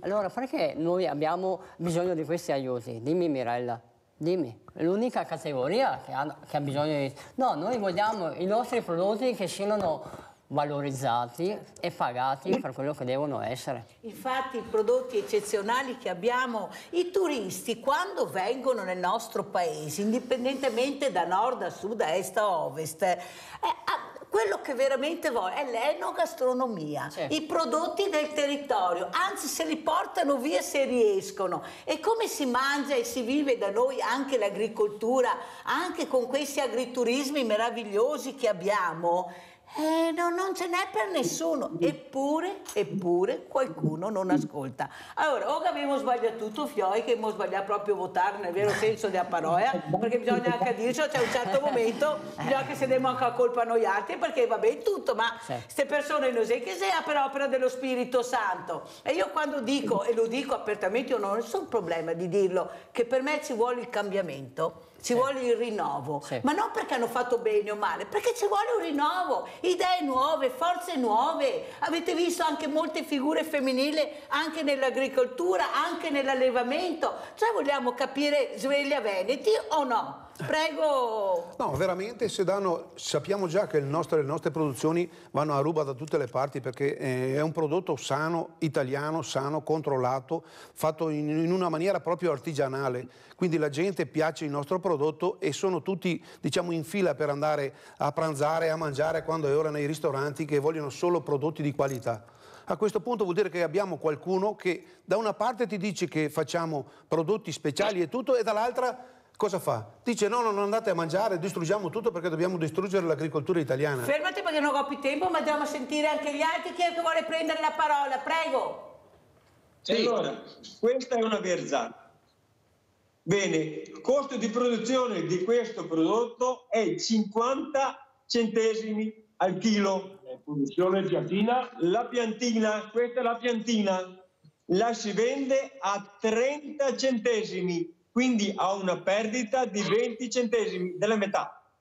E dopo in bottega la prendi a quanti soldi? A 3 euro. Questo è un esempio. Si parlava di turismo. Il turista che viene, quindi un indotto che è enorme, vuole il prodotto italiano che è conosciuto nel mondo. Il prodotto italiano l'agricoltore lo sa fare. Purtroppo non è valorizzato, non è possibile continuare in questa maniera, perché torno a dire, volano tutti troppo alto, tutti si lavano. Giordano, scusa Giordano, ma qualcuno a casa non può anche dire, ma vi siamo svegliati adesso? No, non si mica Noatiche, ma ha fatto la legge, sta l'Unione Europea ci ha fatto la legge a noi, ci hanno imposto dovute regole. Non ci siamo svegliati adesso. Ma quando voi vi confrontate, oppure anche le associazioni di categoria, con i parlamentari che sono in Europa e che avrebbero dovuto portare avanti queste istanze, cosa vi rispondevano? Scusa, parlo io, sono Roberto. Siccome quei soldati dell'Unione Europea, capito, sono pagati a 100.000 euro al mese, 200, non so cosa prendono. Noi italiani siamo imprenditori, giusto, prendiamo 1.000 euro al mese, lordi. A loro non interessano che noi prendiamo poco o tanto, le leggi le fanno loro. A noi non ci hanno dato niente fino adesso, l'Italia è venduta fallita. L'Italia non torna più come prima. Poi una volta l'Italia era il giardino dell'Europa, è stata l'immondizia dell'Europa l'Italia. È giusto che i nostri fioi che hanno 20 anni devono mangiare i insetti di cavallette cinici, giusto? E noi nella stalla dobbiamo produrre cavallette in campi fotovoltaici, è giusto così? No, non ma so. il problema è come Roberto, questo. Roberto, vedi Roberto, io con una famiglia di agricoltori di Maserà ho cercato di portare avanti una battaglia, il radicchio di Maserà. Giusto. Un'eccellenza che abbiamo nel territorio. Non vi dico cosa ho scoperto e cosa ho visto. Allora, quando si facevano le riunioni il sindaco non c'era. Non c'era, ma tutto aveva un senso perché quel radicchio non venisse e quell'azienda non venisse sostenuta, perché c'era la terza corsia. Esatto. Allora questa famiglia hanno detto non produrre più radicchio, fai qualcos'altro perché là su quel posto verrà fatta la terza corsia. E questa azienda agricola diceva ma se non c'è macchine che passa, che io le ho segnate, cosa serve questa terza corsia? Capite che gli interessi sono alti e non quelli degli agricoltori che ne tirano fuori uno al giorno per mettervi i paletti e non farvi lavorare, perché il business è da un'altra parte, è nelle infrastrutture. Avete sentito la professoressa Mazzoleni cosa ha detto? Non serve là sulla montagna, è fragile, è pericolosissimo, non c'è neanche più acqua, eppure è passata la stanza panoramica a oltre i 1600 metri. Avete capito come funziona? Funziona così. Egidio, vai. Esattamente, mi collego al tuo ultimo discorso. Adesso loro ci dicono loro hanno accordi geopolitici, comprano le materie tipo dall'Ucraina e noi finanziamo le armi. Ma il problema è che noi siamo qui anche a fare formazione ai cittadini. Guardate che voi state mangiando quella roba inquinata. Come bombe che casca, chissà cosa. Esatto, questo è un accordo geopolitico gli unici a fare soldo saranno i politici, case farmaceutiche. E non si vedranno subito le conseguenze, ci vedranno tra un anno. Perché mangiando pesticidi io vi prometto che faremo un'altra trasmissione perché ho forato, chiuso, vi ringrazio tutti di aver partecipato, tutti. Veramente grazie, resistere ragazzi, prego velocissimo, vai. È promesso? Prego, veloce. Parlava di radicchio di Maserà. Io ero presidente della cooperativa ortofrutticolo di Maserà. Quindi IGP, battaglie per far crescere quel tipo di radicchio, marchio. Lei mi parlava di organizzazioni sindacali. Chiesto l'aiuto, mi facevano riunioni alternative per togliere i soci delle cooperative Maserà. Si faceva prodotto di massa, marchio. A New York io ho venduto prodotto di Maserà. Mi imbalgo a dirlo perché mi prende nel cuore questa cosa. Ha visto che io non lo sapevo, però l'ho toccata nel cuore. Grazie ragazzi, continuiamo a lottare sempre avanti tutta. Grazie. Adesso andiamo a pranzo con la proposta di Mirella. Al nero di seppia. La seppia, in primavera ed in autunno, risale le coste per deporre le uova, dopo aver trascorso l'inverno nascosto in fondali profondi. Aprile e maggio sono i mesi migliori per la pesca della seppia. Ingredienti per 4 persone. 320 grammi di spaghetti, 2 cucchiai di salsa di pomodoro, 2 seppie di media grossezza pulite, una piccola confezione di nero di seppia, uno spicchio d'aglio, un mazzetto di prezzemolo, 6 cucchiai d'olio extravergine d'oliva, sale, pepe.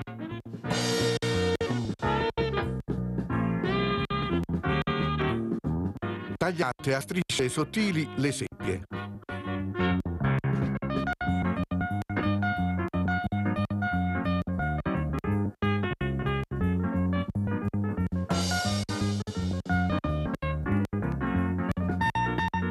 Rosolate un trito d'aglio e prezzemolo in un tegame con l'olio.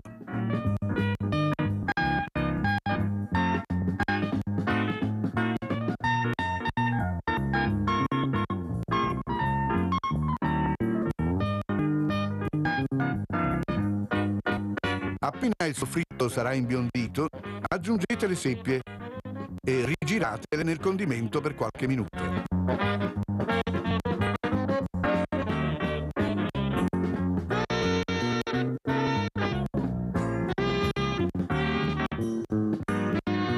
Versate la salsa di pomodoro.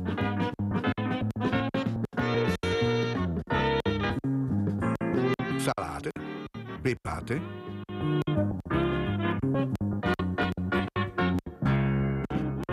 e lasciate cuocere per 10 minuti. Quando il sugo si sarà ristretto, versate il contenuto della confezione di nero di seppia nel tegame e amalgamate bene.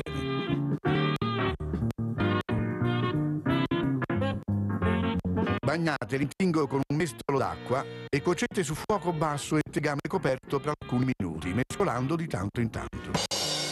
Lessate gli spaghetti in acqua bollente salata. Scolateli al dente e conditeli con il sugo preparato.